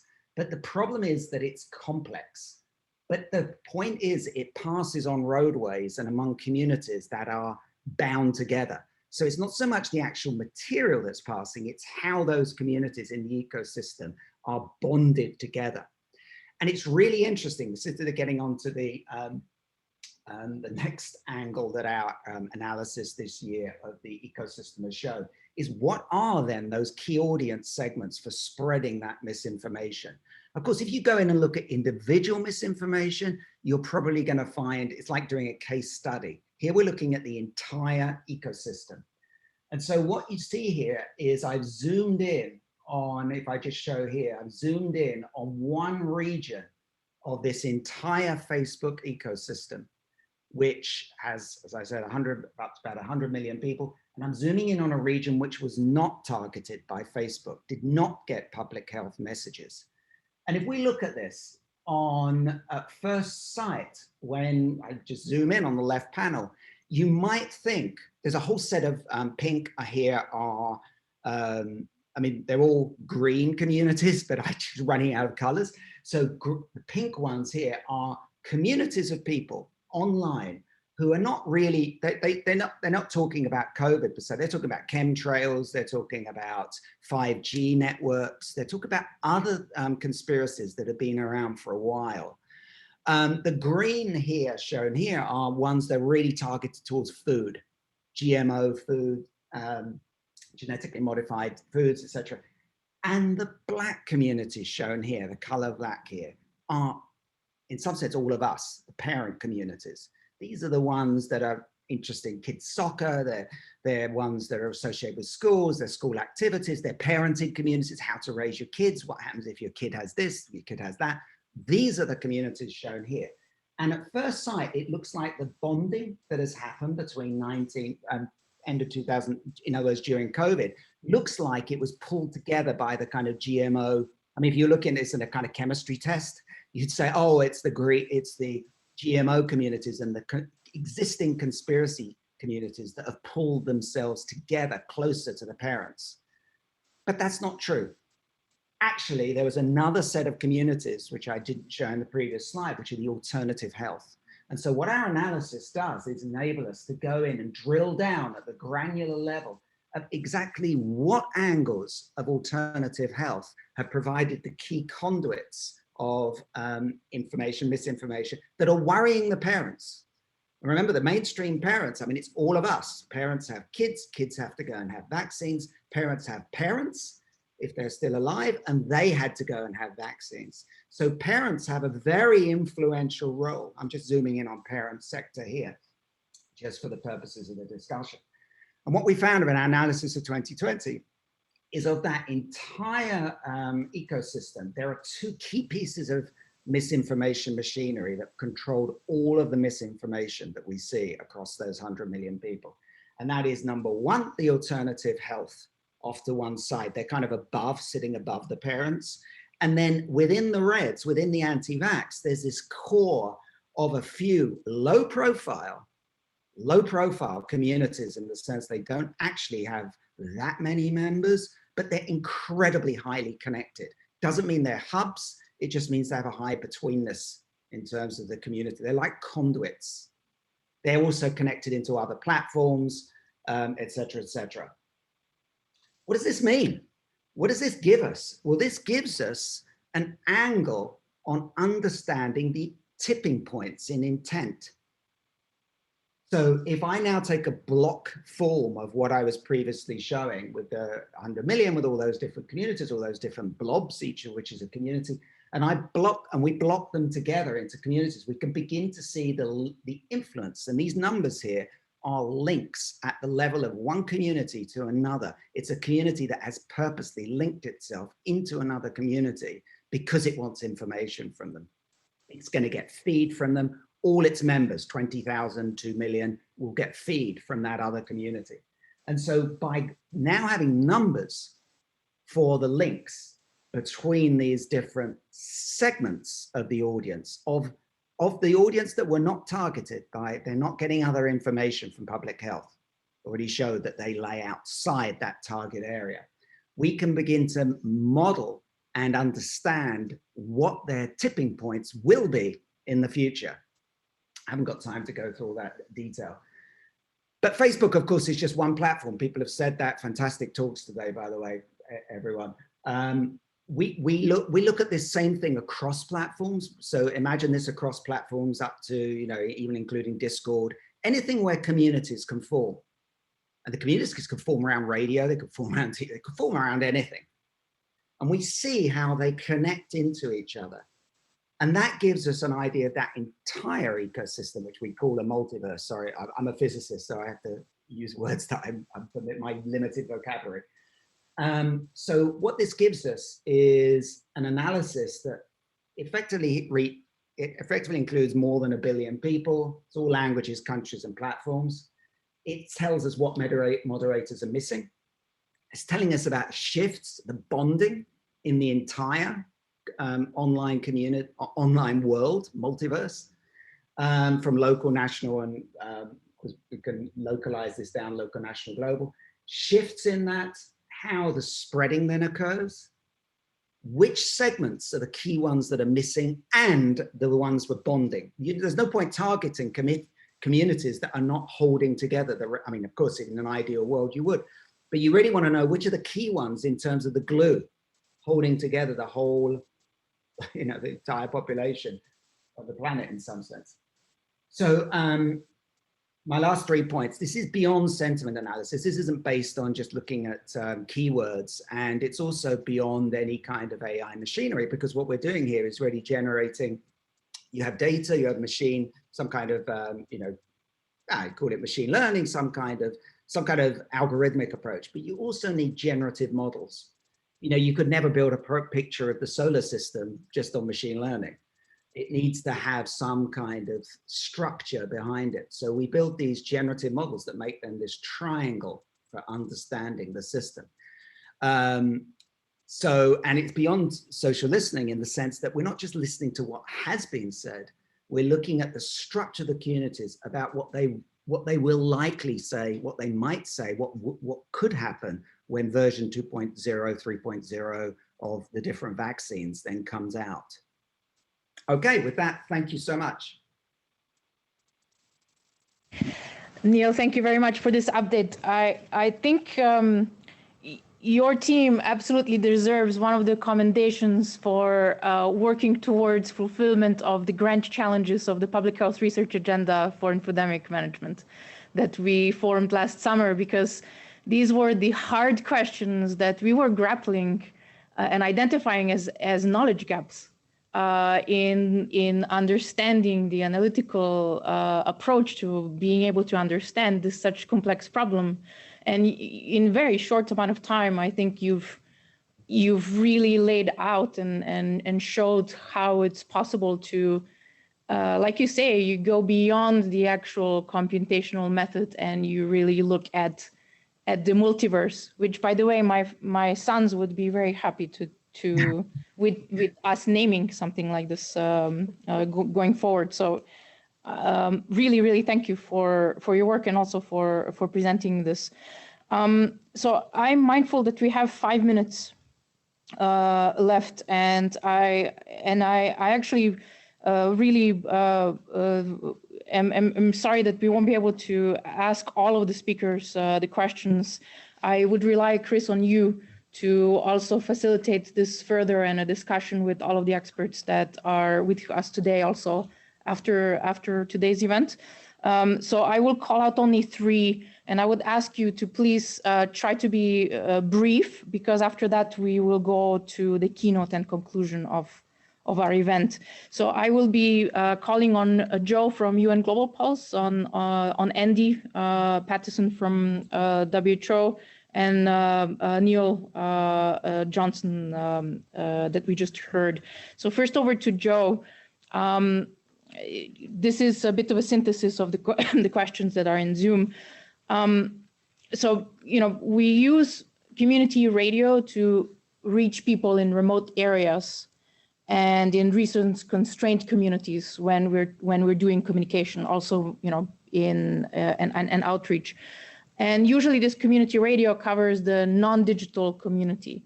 Do you think we could use this social listening tool from UN Global Pulse and WHO then to help assess engagement with radio messages? And what would that look like? Thank you. I think that's a really good question. And yes, as you said at the beginning, I think we think of this as sort of an offline community, but appreciate that there's also an overlap between this community and who do use online sources. So I think the first thing would be understanding what percentage of people we're getting extra or additional reach with from radio, which is the hard thing to assess, but something that we could look at assessing and would be good to assess is what additional reach we're getting from radio. And then I think as we have a lot of these transcriptions now, or we're working towards transcribing a lot of this audio, and we can use a lot of these textual-based techniques that we've looked at and other people have presented so far, we can look at seeing how we can translate those into the sort of radio monitoring domain to try and also monitor how we can look at the stories and opinions that are being shared on radio, and how the WHO can use some of their current intervention techniques and developing intervention techniques in this stream. But I think we'll need to work towards developing or adjusting some of the tools. So I think one of the things we've learned is that there's a really great set of NLP, natural language processing style tools that we can use for analyzing social media, but they do need some translation into the radio domain. But something we're also quite interested in is looking at how information passes from one platform to the next. So based on actually some of Neil's research that he just presented, which is really interesting, could we apply this in the radio domain? Could we look at, for example, when WHO makes a public announcement, how do those get translated into the news? How do they get translated into the radio domain? How are they talked about in that domain in contrast to the other domains on social media? And is there an overlap between these communities or not? And is there a lot of synthesis or not? I think that's something to look at that will be really interesting in the future. Yes, thank you, Joe. I actually think that the cross-platform jumping of information is also could also be used for signal detection or evaluation, because what we've seen also in the field is that when misinformation or pieces of rumors actually start switching, that potentially could be a way of assessing the criteria for responding to it. So I think that's great. It's really great to hear. Thank you very much, Joe. Over to Andy. Lots of questions about different aspects of WHO work with tech companies. And so people are asking about your view about the effectiveness of partnerships with tech companies. But certainly there's a mix of challenges and opportunities. And how would you respond to that? Well, as I said in the Q&A chat, it's a mixture of the good, the bad, and the ugly. Or as one author said, it was the best of times and it was the worst of times. I think that what we've seen is that there is a humanity and solidarity which has come out, which hasn't existed before, especially with fighting anti-vax content. I think that the tech companies have responded fairly well on the whole, and we can't honestly do our job without them. Some of the ones which have really responded well, such as Google Search, have allowed us to surface our content in an organized search result panel. So what you'll get when you go to Google Search and search for COVID or coronavirus or 30 related terms in 80+ languages is you don't get just your normal search results page listed on search engine optimization ratings. What you get is an organized panel. So you get WHO content, you get your local Ministry of Health content, and you get accredited journalists' news. That took ages to pull together, but they were very swift at doing it. The final result now is probably about 10 or 15 iterations of that. That was a really important thing. And if you think about the Google ecosystem, outside of China, that's still 80% of entry into the internet is through Google Search. You're looking at between 200 and 300 million eyeballs a day on that content in the Google ecosystem. So a huge amount of traffic and content has been surfaced and traffic has been generated. We've had good relationships with Facebook and Google and Twitter and a lot of companies, TikTok, to improve their social media policies around misinformation. And we've worked with the policy teams extensively, 2 or 3 times a week in the case of Facebook, 2 or 3 times a week in the case of Google and YouTube. And what we do is we try to show them the problem definition and encourage them to find solutions to their problems. These are their channels. They have to take ownership. YouTube came out fairly early on to say if it doesn't meet WHO guidelines, then the content will come off. Others have said that, but not been able to police it. I won't name them, but some, if you're on the app and you flag content, it invariably comes back and says does not violate community standards. Even though the policy is in place, no one is there to police it. So I would say it's been mixed results. There are some companies that literally only woke up in January this year after I threatened to go public on how terrible we thought they were. But overall, I think that this relationship of public and private partnerships is super important. And with our great content, and ours being WHO, the health community, the ministries of health, and their reach, that's the only way we can reach things. We can reach huge populations. And the way I've always done it is, as I've just said, paint the problem definition and let them try to find the solution definition. Over. Great, thank you, Andy, for this as well. Yeah, definitely the partnerships with the tech companies are really important. We're probably going to learn a lot, just like on other aspects from the last year on how to work together further, also through your work. Okay, last question for Neil before we start concluding. Your analysis is really interesting. What have you seen as early signals of tipping points for tightening and clustering of communities that are sharing the harmful narratives about vaccines? The reason why I'm asking is because are you seeing many brokers as connection points between communities that could help us to expand the reach of helpful information to some of the more distant communities that it's that are harder to reach? How do you think we could use this information, or do you see patterns that we could already be thinking about? Yeah, great question. Two aspects to answer that. In the existing communities that are already anti to some degree, a lot of them are now, the early warning that they're becoming this kind of high-betweenness, they're the ones that are going to become the glue, is the spread in their administrators globally. So, you might find a small community up in Saskatoon in Canada that suddenly picks up administrators in Australia and the UK. That's ones that are already, though, on the, they're already sort of anti, getting towards anti.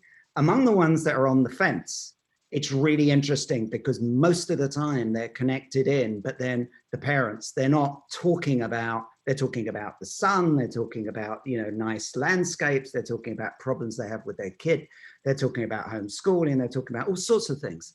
They're not actually talking about vaccines or masks or what they should be doing. As soon as they start talking about that, as soon as those first words appear, those words would not appear on any word search. They're just being used, for the first time, really, in the community, buried underneath the posts, underneath the comments, in the replies. You start to see it emerging. That's the early warning sign. How do you pick that up? You need the map. You need to know where to look. Otherwise, you're just saying who mentions, masks for the first time when they haven't before. You'll never find it. With any kind of machine learning or AI approach. You need to know the map. And so, sorry, it's a long answer, but those are the two things. One, on the side that are already on this, moving over, they begin to get a structure in their administrators. These administrators are not well-known people. They're not the high-profile people we necessarily think about. Those communities tend not to be highly embedded. They're almost like standalone islands. They're big, but they're standalone islands. They produce a lot of material, but they're standalone.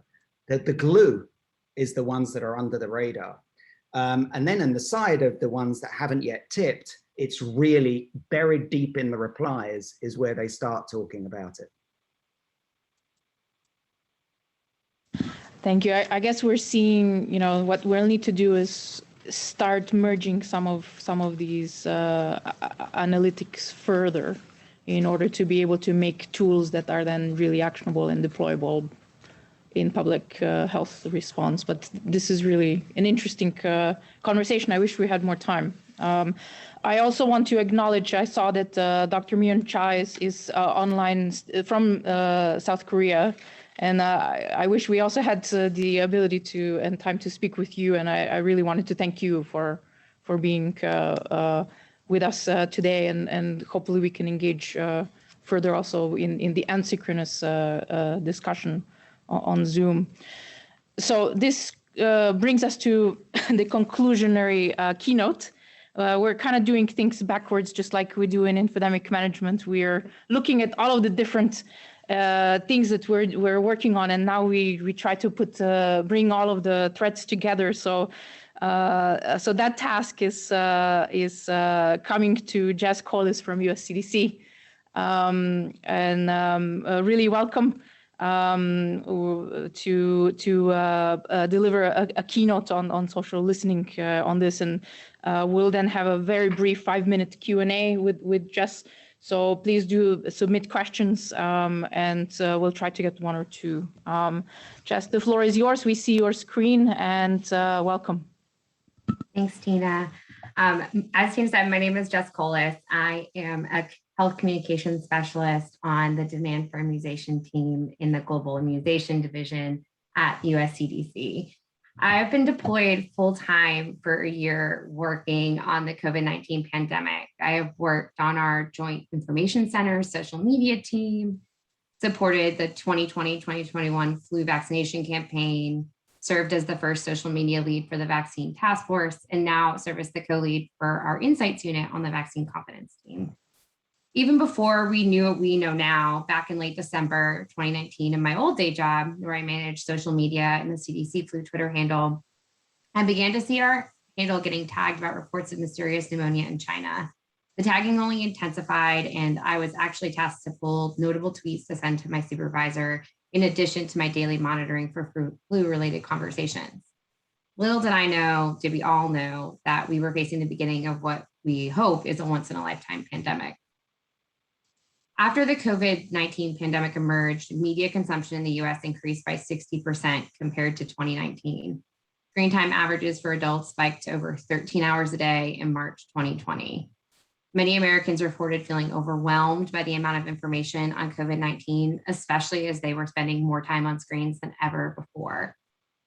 Constantly changing public health guidance and mixed messages from authorities also contributed and continue to contribute to a noisy, crowded information environment where it can be difficult for an individual to identify what information is not only accurate and credible, but also fresh and valid. How can you know what you are retweeting or sharing is still right? Why would you not share that post about a danger so your friends and families know to avoid it? Misinformation spread during the COVID-19 pandemic here in the US has led to increased calls to poison control centers due to the misuse of household cleaning products, ingestion of bleach, and improper use of hydrochloroquine. As the pandemic has progressed and vaccines came into the conversation, misinformation began to spread about COVID-19 vaccines too. Organized anti-vaccine groups have taken to collecting stories of individual tragedy and using them to convince others to see themselves in there and to join in their fight for what they call medical freedom. Where high vaccine uptake is essential for us to move closer to the end of the COVID-19 pandemic, maintaining public confidence in vaccines, vaccinators, and the health system is critical. Addressing the COVID-19 infodemic and the misinformation around vaccines is paramount, given the critical issues with vaccination on a national and global scale. Misinformation about COVID-19 vaccines is especially concerning as it seeks to polarize the topic and exploit people's and communities' fears and distrust of governments and health systems. It also makes it difficult for people to find, distinguish, and act on credible information. However, chasing individual pieces of misinformation in attempts to debunk them ignores the real, larger social and cultural forces that cause these pieces of information to emerge and gain traction in the first place. Understanding themes of misinformation and information gaps that exist, and then developing programmatic communication approaches that address these underlying narratives is critical to better addressing the challenges of the infodemic, and is especially important in my work to promote vaccine uptake here in the United States. As I said earlier, I have been deployed in a few roles on the COVID-19 response. My most recent role, co-leading the Insights Unit, came out of a need that developed when I was the social media lead for the vaccine task force. I was facing my own personal infodemic. It was difficult to balance being responsive to the information gaps and misinformation I was seeing spread online and the outpouring of new content from our task force, while also trying to balance the message fatigue that consumers were facing. Social listening tools that we have, we've seen some great new ones today that are more appropriate, but social listening that many of us have access to now are not built to help us track and recommend actions around public health crises. So after many late night brainstorming sessions with Liz Wilhelm, our Insights unit was born. Our Insight unit is currently staffed by 2 co-leads and 3 to 4 full-time analysts. Our key product is our bi-weekly COVID-19 State of Vaccine Confidence Insights report. The report looks at multiple sources to help us better understand the communication landscape surrounding COVID-19 vaccines. To develop the report, we look at social listening data from our social listening tools, as well as hand search closed network and social media platforms. We analyze comments on our own social media channels.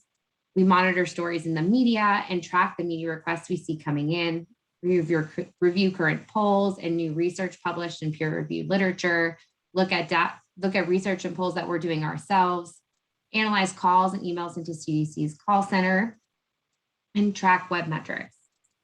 After collecting and analyzing each of these inputs separately, our team comes together every other week to triangulate and synthesize what we are seeing. This is especially important as it allows us to weed through the noise and figure out what major themes are rising to the top in this hectic digital landscape. Our process has become more streamlined with time, and we are now better able to identify emerging issues before they become major themes. This work is part science and part art, as there is no way to determine what necessitates a threshold for a theme or emerging topic. After review all potential themes, my co-lead and I review all of the team's notes and put together an outline of themes, emerging topics, and continuing topics, and circle back. From there, our team determines the threat level of each identified theme as it relates to vaccine confidence. We are currently working on a code book in order to make this a more formalized process, but as of now, we've had 4 levels emerge for us to code and provide context to our readers. We look at each theme and determine whether it's high, moderate, or low risk, and in some cases, whether it's positive sentiment. High risk, we focus on items that could lead to vaccine refusal directly and will directly affect the uptake of vaccines. These are also themes that are typically have a wide reach and are pervasive in the digital environment. Moderate risk may not have that direct initial reaction, but will trigger hesitancy, and they tend to not be as widespread as high risk. Low risk, they are items that are concerning and could have impact on vaccine confidence overall, but are typically reserved for themes that are not widespread or have an impact that may be limited into a smaller subpopulation. And our newest addition, as I said, was positive sentiment, which such far we've only been able to use once, but allows us to highlight when positive themes are just as pervasive as themes that threaten vaccine confidence. After this, our team considers the directionality. We look at conversation volume, share of voice, and percent change from one report period to the next. This is helpful for context to allow people to see whether these conversations are on the rise or have remained stable over time. But as other topics have fallen in prevalence, a particular theme is now standing out. Our team then pulls all of the appropriate information into one place so my co-lead and I can write narratives.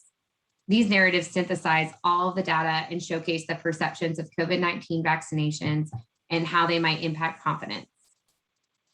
However, what makes our work different than typical social listening and media monitoring reports is that alongside the narratives for each identified theme, we share ways to take action and address the information gaps, perceptions, and rumors that may have led to these themes emerging in the first place. The ways to take action typically fall into 3 categories. First, communication. What content or information is missing? What messages do we need to disseminate or amplify? What messengers do we need to work with to do that? Second is programmatic. What can we do to improve upon the issue? Do we need to create a website, identify a new process or system? Is there a particular barrier that we need to address? And lastly, research. What do we still not know that we could learn from a survey, focus group, or a listening session? What do we need to know in order to produce better communication and programmatic opportunities? This is the most important part of the report.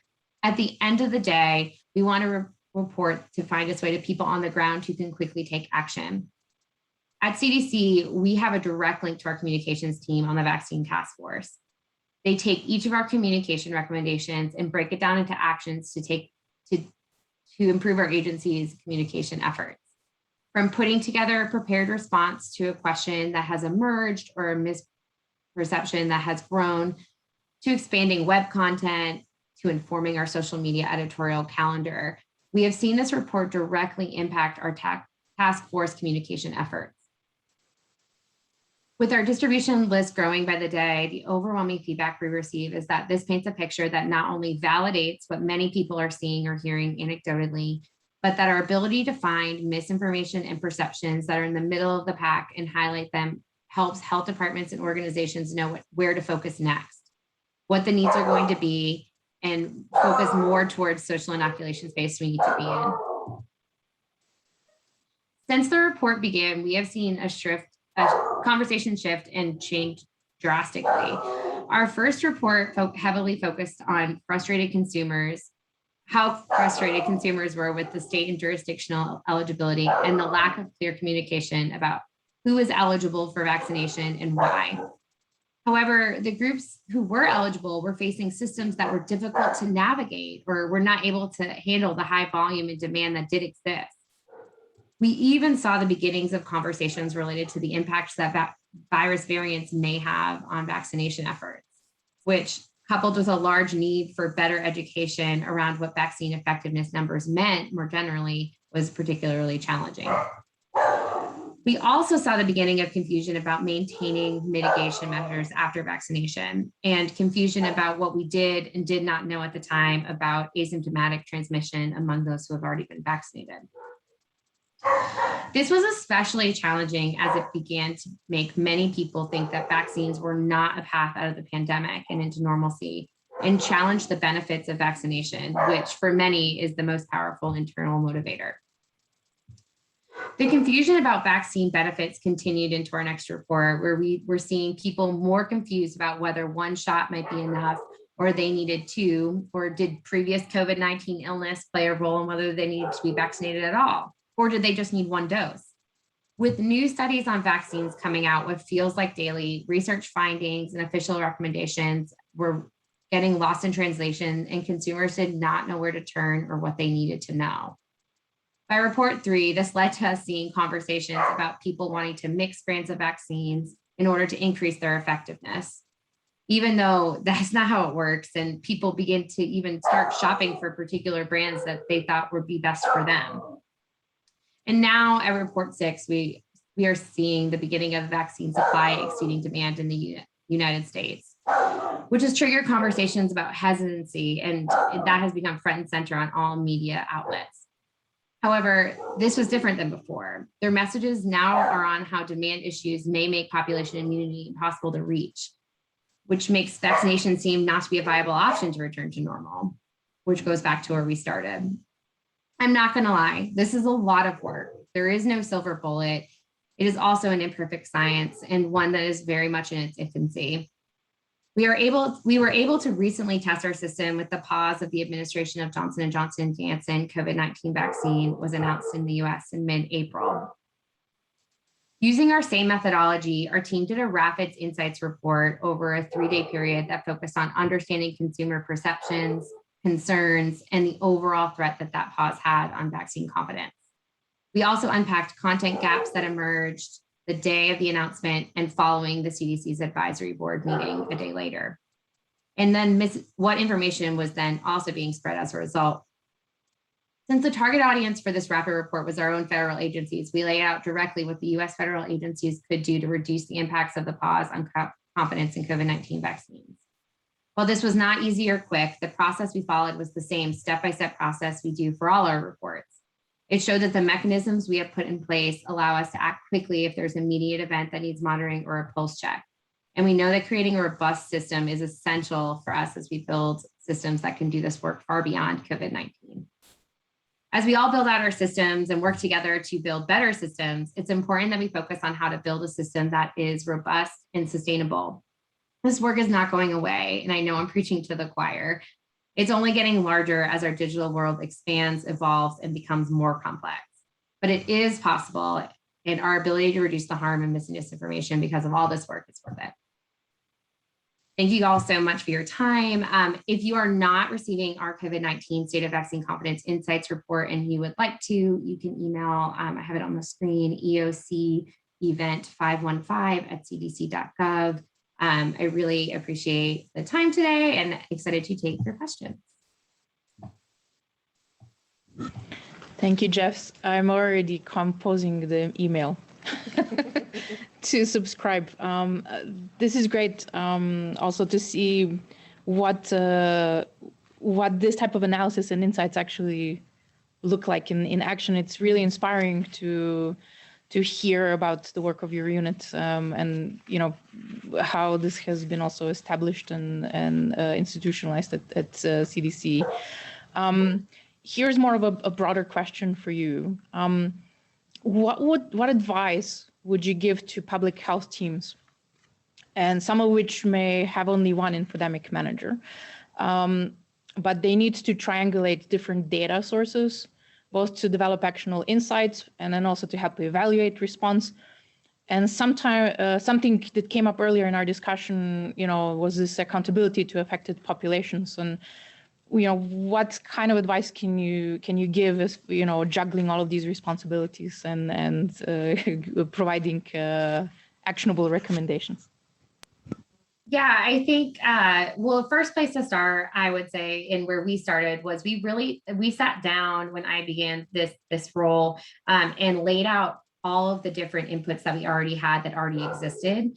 And we had many groups already doing media monitoring. We had a contract for a group to do social listening and media monitoring for us. The US CDC has a social media team that does analyze their comments.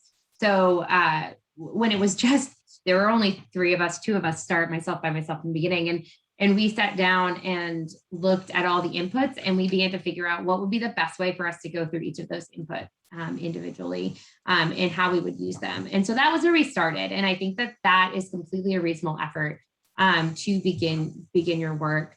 What I think is important and what's overwhelming, especially in the beginning, is that there is so much. However, what we've found now that we've gone, and we've been doing this since early February, put out our first report, is that once we got that initial analysis done and a lay of the land, it became easier and more systemic to look, to monitor what was happening and monitor the conversations online and how things were spreading, because we knew what the landscape generally looked like and we didn't have gaps in weeks. We were able to more quickly identify things that were emerging and put out recommendations. From a recommendation standpoint, I think, especially if you have a small team, that's where you need to leverage relationships with a communications team or people who are doing the implementation work or researchers who are doing the research. Identify those people who can help you think through what actions you could take. And even if you have general recommendations, that's better than none. I think the challenge with a lot of the reports we were receiving early on is they were just saying, there's this misinformation, and our leadership was looking at it and saying, we have to address this, we have to fix this, but no one took a breath to really look at what the problem was, which in many cases was that people didn't understand how vaccines work. They didn't understand what the benefit of vaccination is. So we really had to teach people to really analyze what they were seeing from a mis and disinformation standpoint and really look at what the content gaps were and what actionable things we could do that wasn't just debunking or flagging something to be removed. So I think you have to think pretty creatively. I think risk communications is a great foundation for identifying ways to take action. I think also just making sure you have, even if you don't have a team doing this work, you have a support team that can help you identify the best ways to move forward based on your group.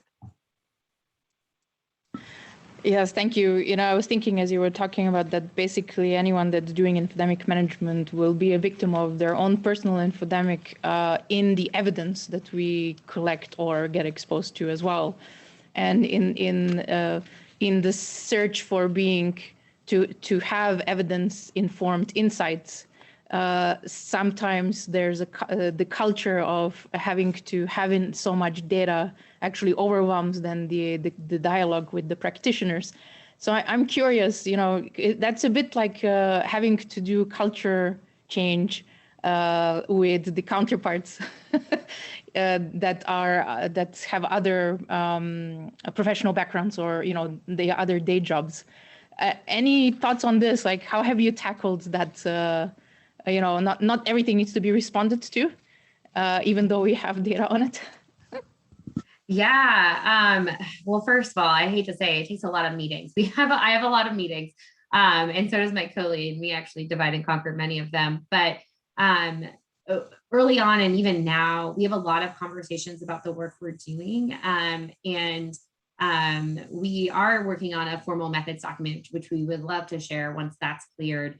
That would help people better understand. We received a lot of pushback as far as the science behind this work and how we are identifying themes and whether or not it's, you know, are we making mountains out of molehills? And, you know, luckily we have a deployer come into our team who has a background in methodology for quant and qual, and she was listening to the work we were doing, and she's like, wow, you follow a very clear method-based approach, and so she's independently doing a review of our work to help us finalize this methods document. But I think it's having a lot of conversations about this work and what the needs of people are. I think it's, as you said, it's a lot of people, especially who are not in the day-to-day of listening to the environment. They're overwhelmed too. We're all overwhelmed with the amount of information. So it's about identifying what information we can act on. And I think also teaching people the value of this work, because at the end of the day, having just one or two people in a country to do this work, or in a region or in a continent, is not reasonable or where we need to go. We really need to make sure people understand that this is a science, that there is a lot of work around it. There are very clear methodologies, but that debunking is not going to fix the problem. So we've had lots of conversations about social inoculation and identifying content gaps. And that was particularly prominent with the Johnson & Johnson Janssen COVID-19 vaccine pause here in the United States, was that everyone wanted to jump on debunking the misinformation. We were like, well, the bigger issue is all of these questions, and that we don't have answers to these questions. So we need to come out both saying we don't know these answers, but then also do our best to answer what we can answer before we worry about addressing, what, influencers in the vaccine denier community are saying, because, their reach is, while they're loud to us, their reach isn't as far as people do think. But there's a lot of people in the wait and see who have questions, and genuine, authentic questions that would more likely delay their vaccination than seeing something that a viral anti-vaxxer would. Yeah, thank you. It's really inspiring. I find it great to see how we've actually, through these conferences and other types of projects, that we're really starting to make connections and share experience, because what you're describing is it's great. It validates a lot of other experience, and I'm pretty sure that others are nodding as well. What we just need to, as a community and the practitioners that are developing this, we need to make sure that we keep sharing experience, and that this now translates into tools and methodological work, just like you're saying. And I really look forward to hearing more about what your team learns as you go along. I would really like to thank you for sharing your thoughts with us. It's quite inspiring. Yeah. Thank you. So we are 1 minute over, but I think we can conclude the session today with a really brief maybe reflection, and then housekeeping with Chris. Yes, I will take the liberty of moderating the session just to reflect really on how inspired I am with all of the contributions today. I really feel that we've experienced quite a surge and coalescing of various activities and different tools and expertise in infodemic management and in social listening and in the health system and social response to the pandemic. And these talks really show that. But we're also seeing bridging of the practices. So my background is informatics and analytics, and human-centered design that used to be a digital health and technology practice is now incorporated into design of public health interventions. And at the same time, experience from health communication is crossing over into data science projects, and we saw and we heard example of this.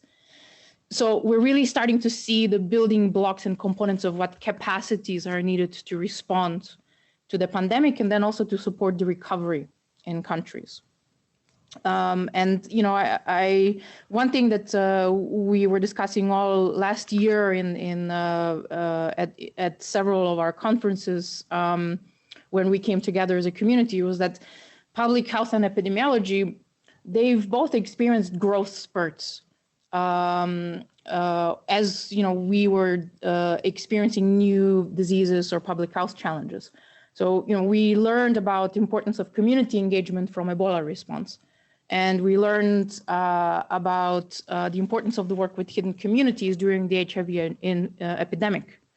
So in the past year, we've experienced an unprecedented challenge for our health systems and public health systems, but we've also built on existing practices and come together to fill in gaps and cross-share the knowledge and experience. And I think today's discussion is quite an example of that.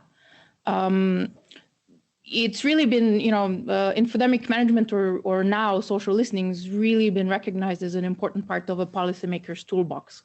So during the session today, in conversation with Neva Kalea from Ministry of Health Malta, we reflected earlier that really we're experiencing revolution both in health communication and in health promotion.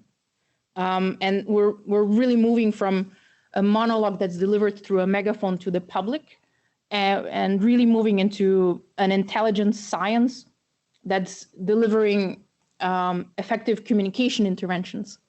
And both on based what's worrying communities, and that's social listening, and also based on what is weakening the population, and that's based on health information, which is bread and butter of public health policy making.